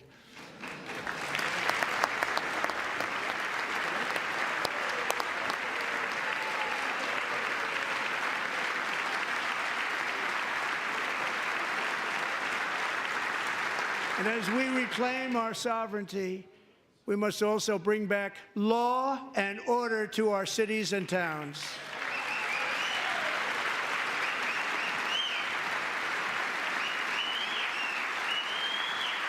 In recent years, our justice system has been turned upside down by radical left lunatics. Many jurisdictions virtually ceased enforcing the law against dangerous repeat offenders while weaponizing law enforcement against political opponents like me. My administration has acted swiftly and decisively to restore fair, equal, and impartial justice under the constitutional rule of law, starting at the FBI and the DOJ. Pam, good luck. Cash, wherever you may be, good luck. Good luck. Pam Bondi, good luck. So important. Going to do a great job. Cash, thank you. Thank you, Cash.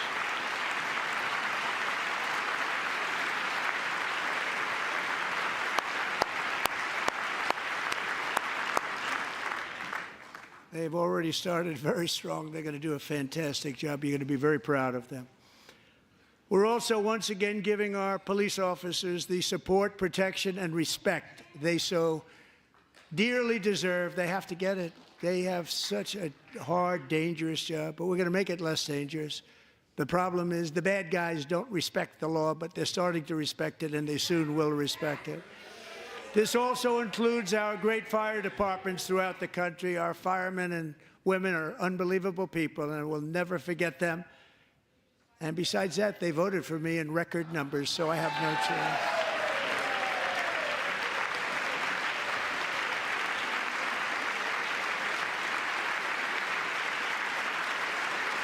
One year ago this month, 31-year-old New York police officer Jonathan Diller, unbelievably wonderful person and a great officer, was gunned down at a traffic stop on Long Island. I went to his funeral.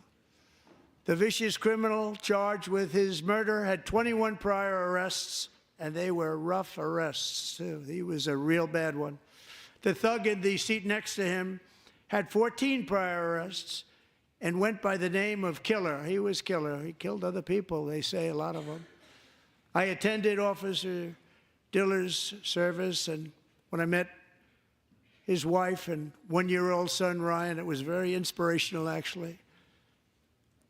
His widow's name is Stephanie, and she is here tonight. Stephanie, thank you very much, Stephanie. Thank you very much.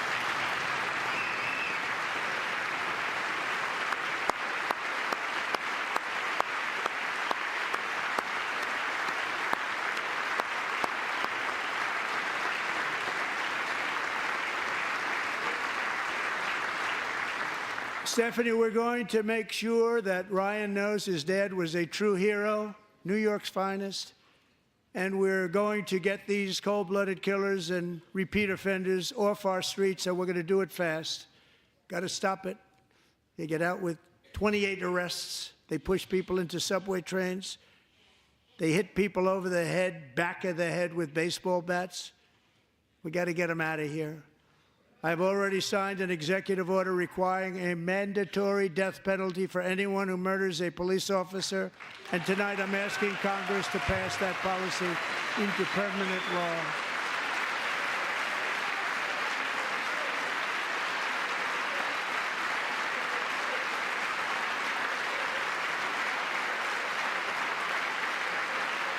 I'm also asking for a new crime bill getting tough on repeat offenders while enhancing protections for America's police officers so they can do their jobs without fear of their lives being totally destroyed. They don't want to be killed. We're not going to let them be killed. Joining us in the gallery tonight is a young man who truly loves our police. His name is DJ Daniel. He is 13 years old, and he has always dreamed of becoming a police officer. Shout out to Daniel.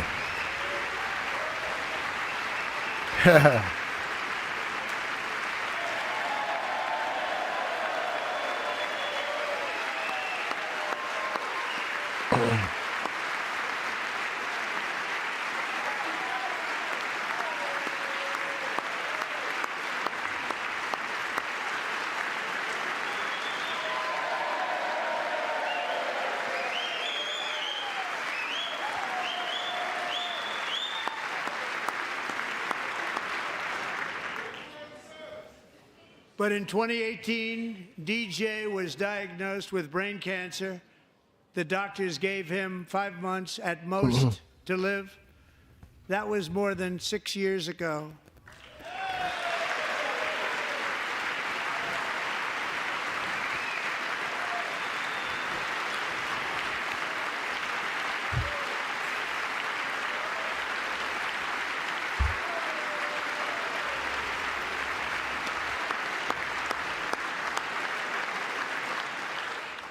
Since that time, DJ and his dad have been on a quest to make his dream come true, and DJ has been sworn in as an honorary law enforcement officer, actually a number of times. The police love him, the police departments love him.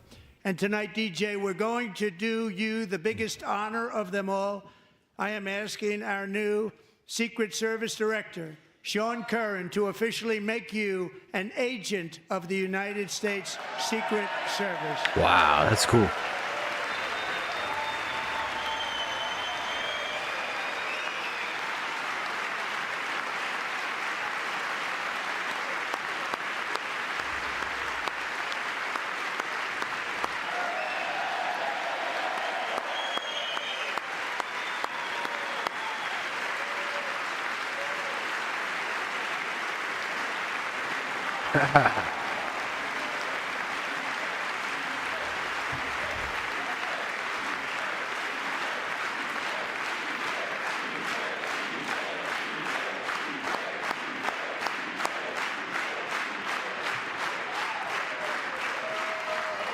Thank you, DJ.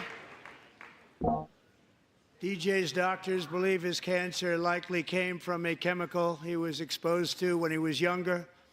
Since 1975, rates of child cancer have increased by more than 40%. Reversing this trend is one of the top priorities for our new presidential commission to make America healthy again, chaired by our new Secretary of Health and Human Services, Robert F. Kennedy, Jr.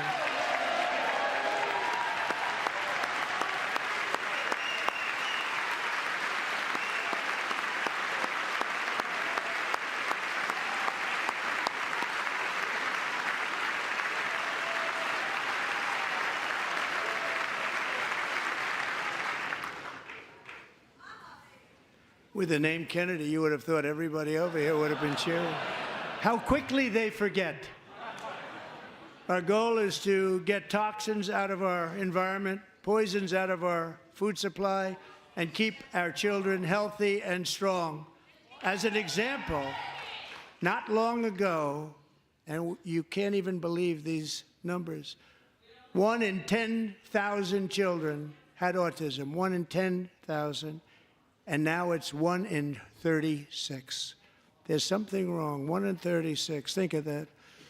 So we're going to find out what it is, and there's nobody better than Bobby and all of the people that are working with you. You have the best to figure out what is going on. Okay, Bobby? Good luck. It's a very important job. Thank you.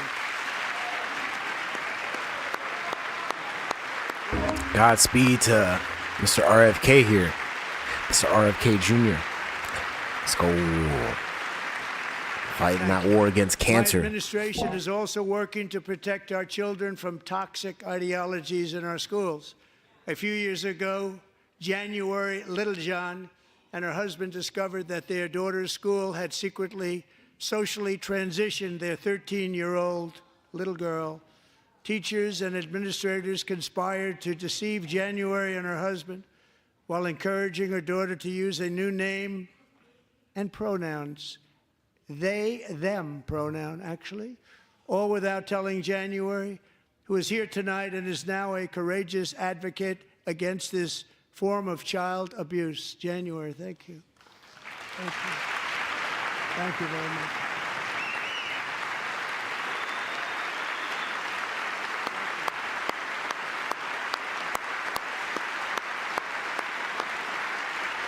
How do you convince somebody's kid to? Man, that's like crazy, this, yo. Why, shortly after taking office, I signed an executive order banning public schools from indoctrinating our children with transgender ideology.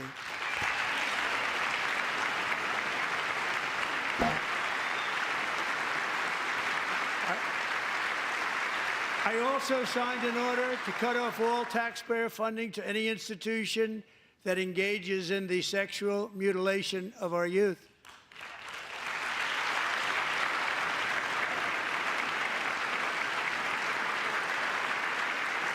And now I want Congress to pass a bill permanently banning and criminalizing sex changes on children and forever ending the lie that any child is trapped in the wrong body. This is a big lie.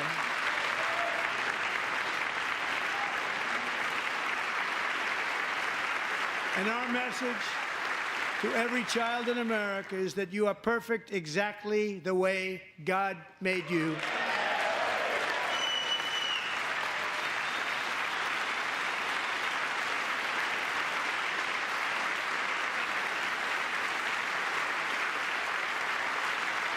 Because we're getting wokeness out of our schools and out of our military, and it's already out, and it's out of our society. We don't want it. Wokeness is trouble. Wokeness is bad. It's gone. It's gone. And we feel so much better for it, don't we? Don't we feel better? Our service members won't be activists and ideologues. They will be fighters and warriors. They will fight for our country. And Pete, congratulations.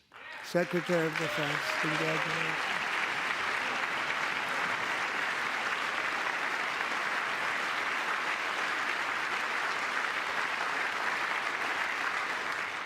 And he's not big into the woke movement, I can tell you.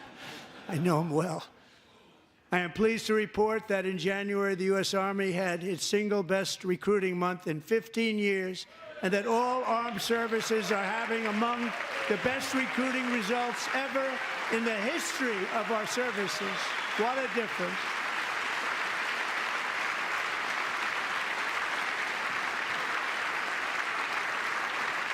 And you know, it was just a few months ago where the results were exactly the opposite. We couldn't recruit anywhere. We couldn't recruit.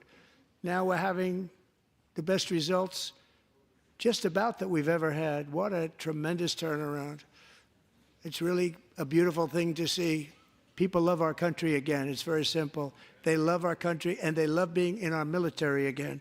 So it's a great thing, and thank you very much. Great job. Thank you.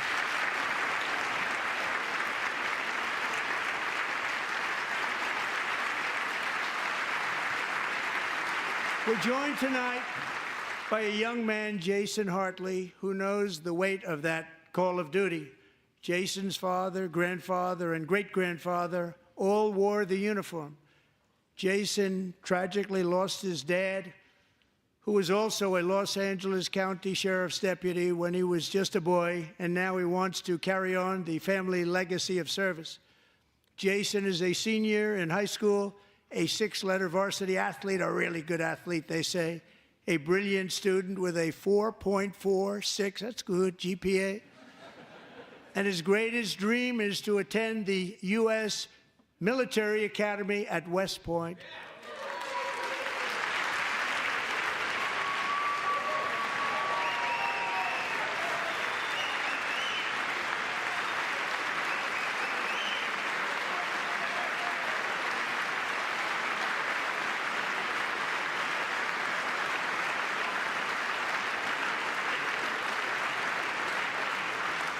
And Jason, that's a very big deal getting in. That's a hard one to get into. But I'm pleased to inform you that your application has been accepted.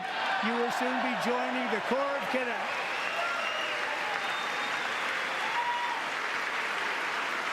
Yeah, that's a big opportunity. Shout out to that kid. Shout out to Jason. Pulling up to West Point. That's a lot. Let's go.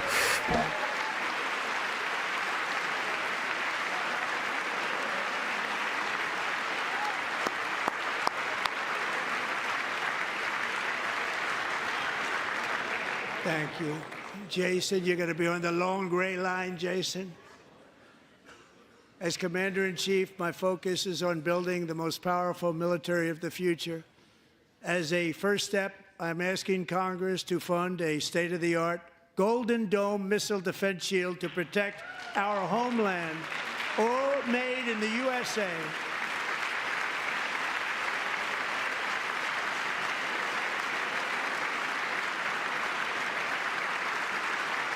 And Ronald Reagan wanted to do it long ago, but the technology just wasn't there, not even close. But now we have the technology. It's incredible, actually. And other places, they have it. Israel has it. Other places have it. And the United States should have it too, right, Tim, right?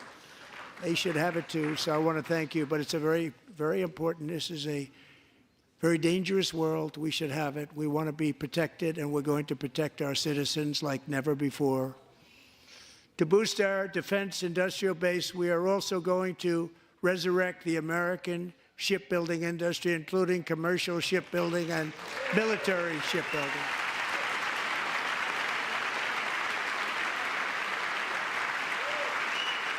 And for that purpose, I am announcing tonight that we will create a new Office of Shipbuilding in the White House and offer special tax incentives to bring this industry home to America where it belongs. We used to make so many ships. We don't make them anymore very much, but we're going to make them very fast, very soon. It will have a huge impact. To further enhance our national security, my administration will be reclaiming the Panama Canal, and we've already started doing it.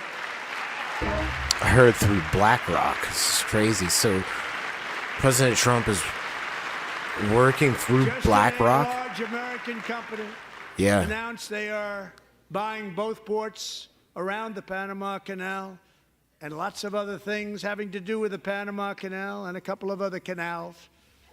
The Panama Canal was built by Americans for Americans, not for others, but others could use it. But it was built at tremendous cost of American blood and treasure. 38,000 workers died building the Panama Canal. They died of malaria. They died of snake bites and mosquitoes. Not a nice place to work. They paid them very highly to go there, knowing there was a 25% chance that they would die. The most expensive project also that was ever built in our country's history, if you bring it up to modern day costs. It was given away by the Carter administration for $1, but that agreement has been violated very severely. We didn't give it to China. We gave it to Panama, and we're taking it back. Wow.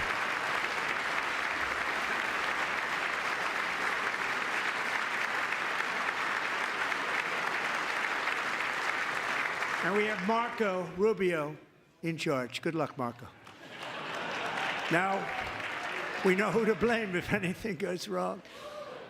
Marco's been amazing, and he's going to do a great job. Think of it. He got 100 votes. You know, he was approved with actually 99, but the 100th was this gentleman, and I feel very certain. So let's assume he got 100 votes, and I'm either very, very happy about that or I'm very concerned about it. But he's already proven. I mean, he's a great gentleman. He's respected by everybody, and we appreciate you voting for Marco. He's going to do a fantastic job. Thank you. Wow. Thank you. He was speaking to the Democrats there, too. Great job. It's interesting.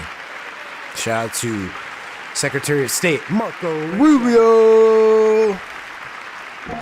And I also have a message tonight for the incredible people of Greenland. We strongly support your right to determine your own future. And if you choose, we welcome you into the United States of America. We need Greenland for national security and even international security, and we're working with everybody involved to try and get it.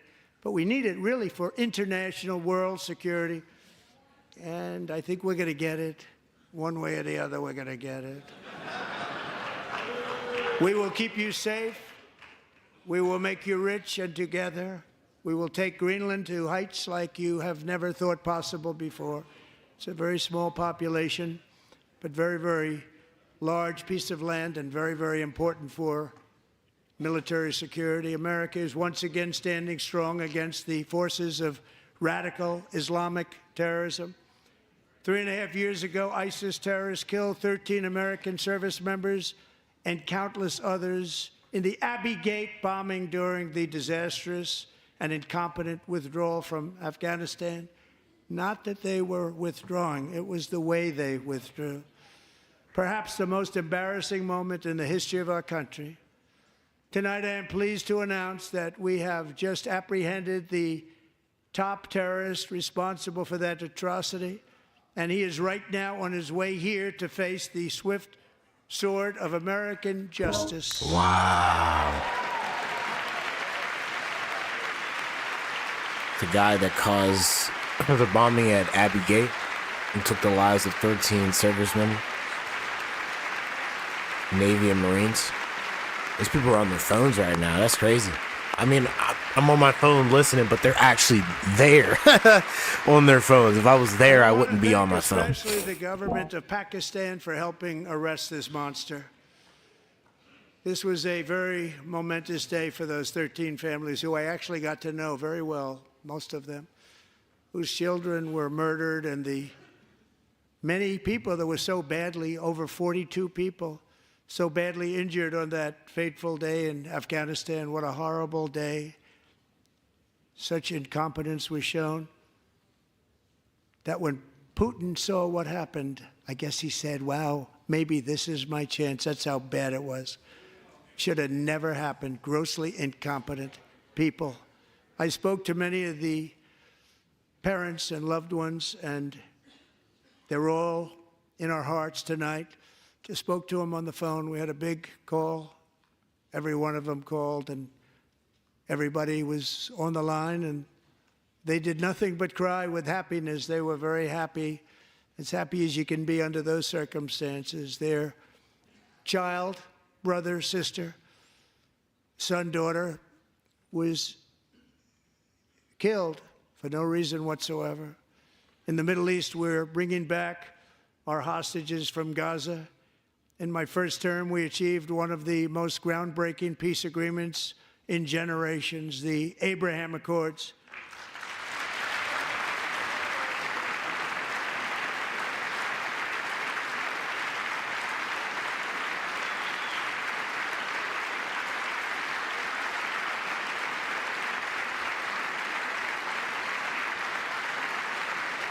And now we're going to build on that foundation to create a more peaceful and prosperous future for the entire region. A lot of things are happening in the Middle East. People have been talking about that so much lately with everything going on with Ukraine and Russia. But a lot of things are happening in the Middle East. It's a rough neighborhood, actually. I'm also working tirelessly to end the savage conflict in Ukraine. Millions of Ukrainians and Russians have been needlessly killed or wounded in this horrific and brutal conflict with no end in sight. The United States has sent hundreds of billions of dollars to support Ukraine's defense with no security, with no anything.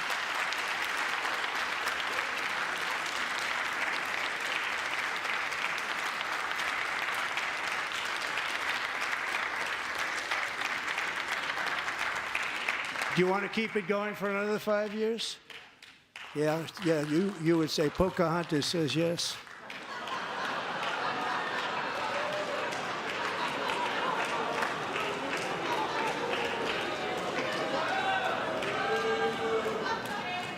$2,000 people are being killed every single week.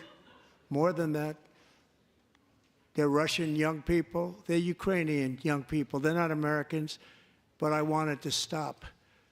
Meanwhile, Europe has sadly spent more money buying Russian oil and gas than they have spent on defending Ukraine, by far. Think of that. They've spent more buying Russian oil and gas than they have defending. And we've spent perhaps $350 billion, like taking candy from a baby. That's what happened.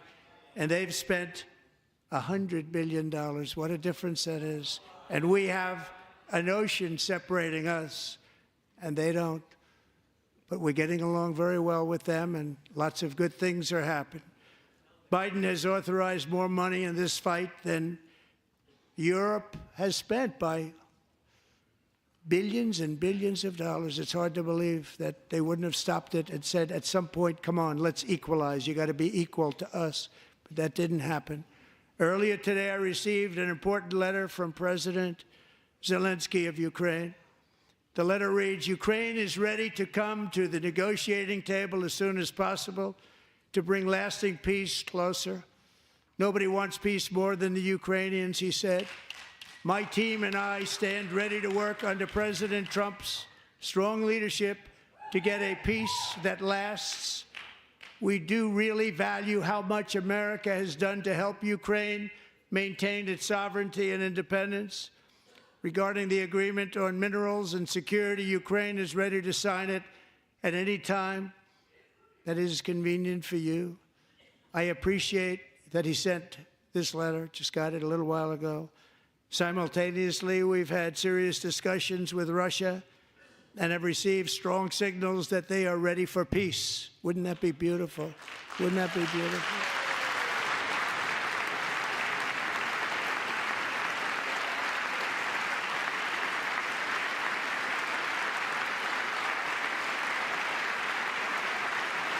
Wouldn't that be beautiful?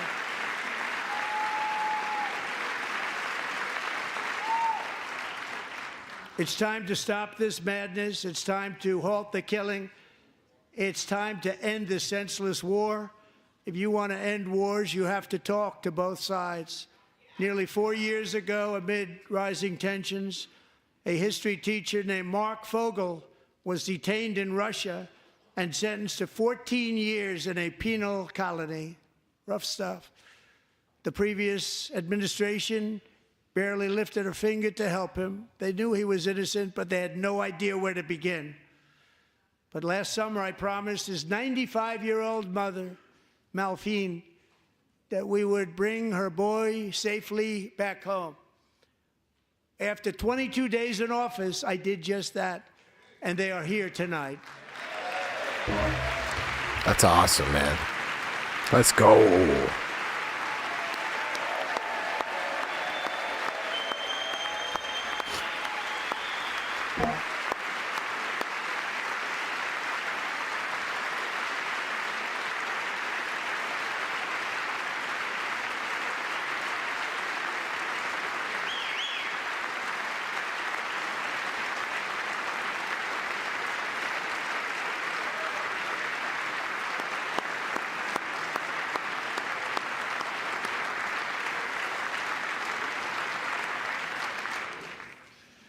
To Mark and his great mom, we are delighted to have you safe and sound and with us.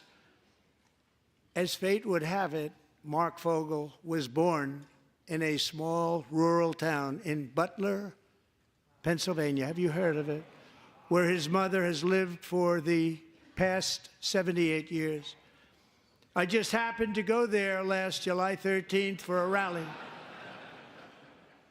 That was not pleasant. And that is where I met his beautiful mom right before I walked onto that stage. And I told her I would not forget what she said about her son.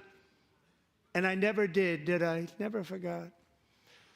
Less than 10 minutes later, at that same rally, gunfire rang out, and a sick and deranged assassin unloaded 8 bullets from his sniper's perch into a crowd of many thousands of people. My life was saved by a fraction of an inch, but some were not so lucky. Corey Comparator was a firefighter, a veteran, a Christian, a husband, a devoted father, and above all, a protector. When the sound of gunshots pierced the air, it was a horrible sound. Corey knew instantly what it was and what to do. He threw himself on top of his wife and daughters and shielded them from the bullets with his own body. Corey was hit really hard. You know the story from there. He sacrificed his life to save theirs. 2 others, very fine people, were also seriously hit. But thankfully, with the help of 2 great country doctors, we thought they were gone and they were saved. So those doctors had great talent. We're joined by Corey's wife, Helen, who was his high school sweetheart, and their two beloved daughters, Allison and Kaylee. Thank you.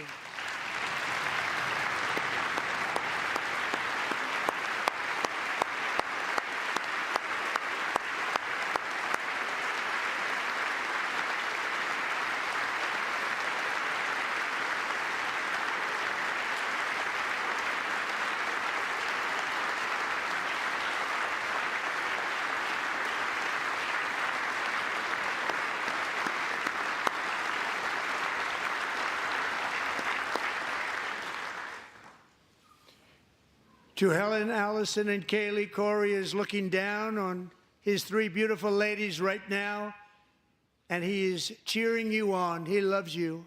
He is cheering you on. Corey was taken from us much too soon, but his destiny was to leave us all with a shining example of the selfless devotion of a true American patriot. It was love like Corey's that built our country, and it's love like Corey's that is going to make our country more majestic than ever before. I believe that my life was saved that day in Butler for a very good reason. I was saved by God to make America great again. I believe that. Amen.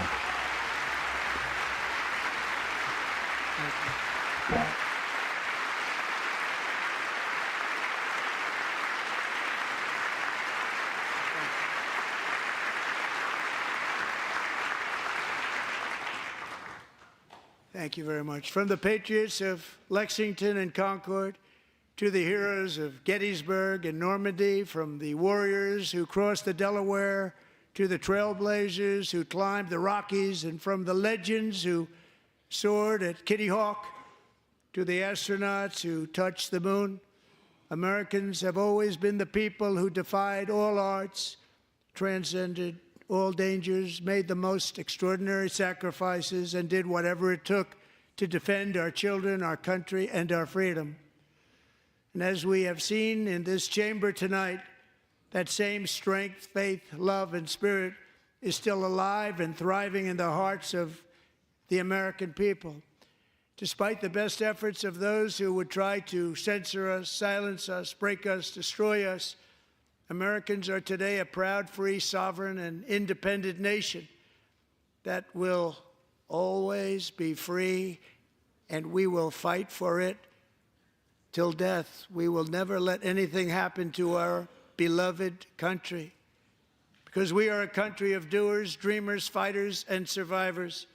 Our ancestors crossed a vast ocean, strode into the unknown wilderness, and carved their fortunes from the rock and soil of a perilous and very dangerous frontier. They chased our destiny across a boundless continent. They built the railroads, laid the highways, and graced the world with American marvels like the Empire State Building, the mighty Hoover Dam, and the towering Golden Gate Bridge. They lit the world with electricity, broke free of the force of gravity, fired up the engines of American industry, vanquished the communists, fascists, and Marxists all over the world, and gave us countless modern wonders sculptured out of iron, glass, and steel.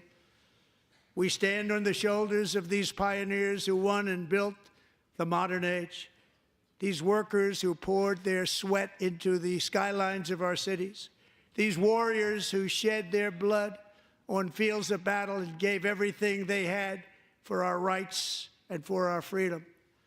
Now it is our time to take up the righteous cause of American liberty.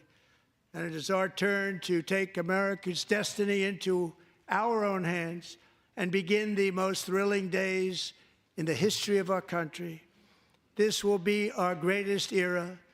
With God's help, over the next 4 years, we are going to lead this nation even higher, and we are going to forge the freest, most advanced, most dynamic, and most dominant civilization ever to exist on the face of this earth. We are going to create the highest quality of life, build the safest and wealthiest and healthiest and most vital communities anywhere in the world. We are going to conquer the vast frontiers of science, and we're going to lead humanity into space and plant the American flag on the planet Mars and even far beyond. Elon Musk, you can tell he's super ecstatic about it.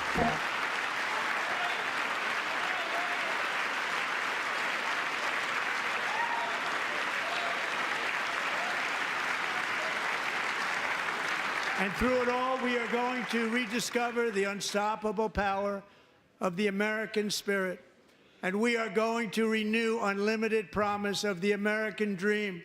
Every single day, we will stand up and we will fight, fight, fight for the country our citizens believe in and for the country our people deserve.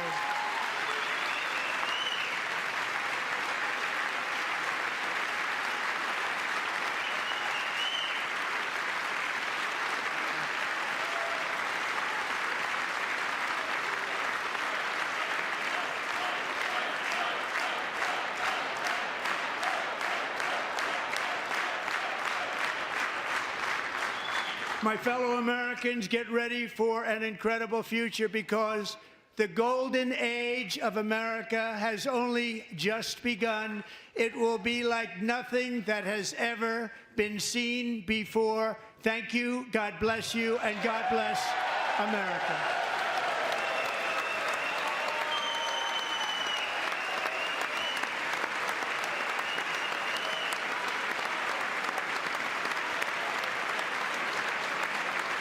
Hakeem Jeffries there. It's Nancy Pelosi with her cane. I heard she broke her hip or something like that, like a month or two ago. It was like just recent. There's First Lady Melania Trump here. Speaker Mike Johnson, J.D. Vance. Excuse me, Vice President J.D. Vance. So what happens here, yeah? Let me tell you though, man, I don't remember watching President Joe Biden's State of the Union. I don't think it was this hype though. I do remember that they were saying that he had more pep in his step for his State of the Union, but I mean, dude, I don't think it was like this. But I mean, obviously, he wasn't being interrupted by Democratic legislative folks here and politics. I mean, I'm sure he was able to do his speech to what I recall, but these folks are like interrupting his speech. I mean, they put on their little clown clothes and like tried to make a whole thing of it. You know what I mean? With their signs and everything, trying to, I guess, protest and stuff. But it's like, man, y'all need to stop with the tomfoolery and like just work with the other side so we can have like a better future. I'm sick of like the division and stuff, man. It's just crazy. But anyway, I thought this was awesome. I don't remember, like, I hate to do the comparison, but it's just, I don't think I've seen like a State of the Union where a president will just like have these people lined up to like give them props. Maybe I'm just like lacking of the knowledge. Maybe we need to do some research, but I mean, I don't remember Joe Biden doing something like that. And if he did, then it probably wasn't anybody that I thought was like, wow. But these folks, there's like a firefighter. He brought up Corey Comparatori. He brought up DJ Daniel, Jason, the guy that the young kid who he's like a young man, who's got approved to go into West Point, which I'm sure President Donald Trump helped expedite that. I'm sure, you know what I mean. It's about who you know sometimes, right? Let me get that selfie with you, bro, Mr. Prez.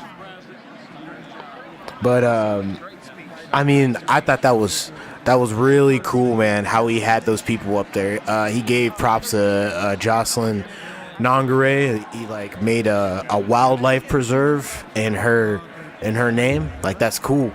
That's really cool. Lake and Riley, like, that was one of his first executive orders. He got that signed. Like, that's awesome. Mark Fogel.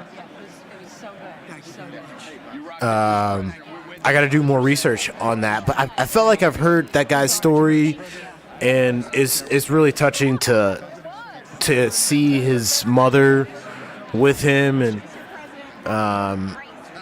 it's interesting how she's from Butler, Pennsylvania. That's really interesting. There's Marjorie Taylor Greene, but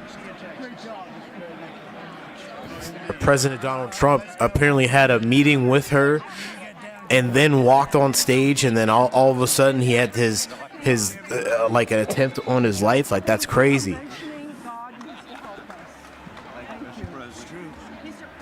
It's very interesting, man. So I thought this was probably like the coolest State of the Union. I think it was probably his best. I'll have to go check out his original State of the Union, talking about President Donald Trump, but I think that this was the best.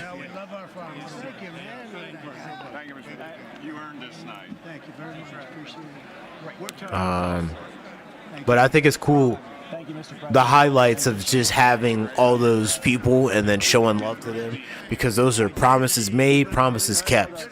That seems to be a pattern, you know what I mean? A consistent thing with President Donald Trump. So anyway, it's your boy Kicking It with Timmy B. We just checked out the State of the Union. It's it's March 4th, 2025. I'm stuck in February's. There's Laura Boebert right there. Yeah, please let me know what you folks think in the comment section below. Hit the like, share, and the subscribe button. Just give you a brief recap. We just watched the State of the Union. The Democrats looked kind of silly. They looked kind of dusty, kind of nasty. They didn't stand up for any of the things of like keeping men out of women's bathrooms and sports and stuff like that. They didn't stand up for any of the Jocelyn Nongare, the Lake and Riley stuff. They didn't stand up for any of that. They didn't even stand up for DJ Daniel. You know, this young kid who has who's been battling cancer. Who's made a honorary Secret Service agent today. And for the clips, the cutaways that I seen, I didn't see anything resembling that they actually were showing some love. So anyway, it's your boy Kicking It with Timmy B. Stay healthy, drink water, and I'll see you on the next episode. Bye.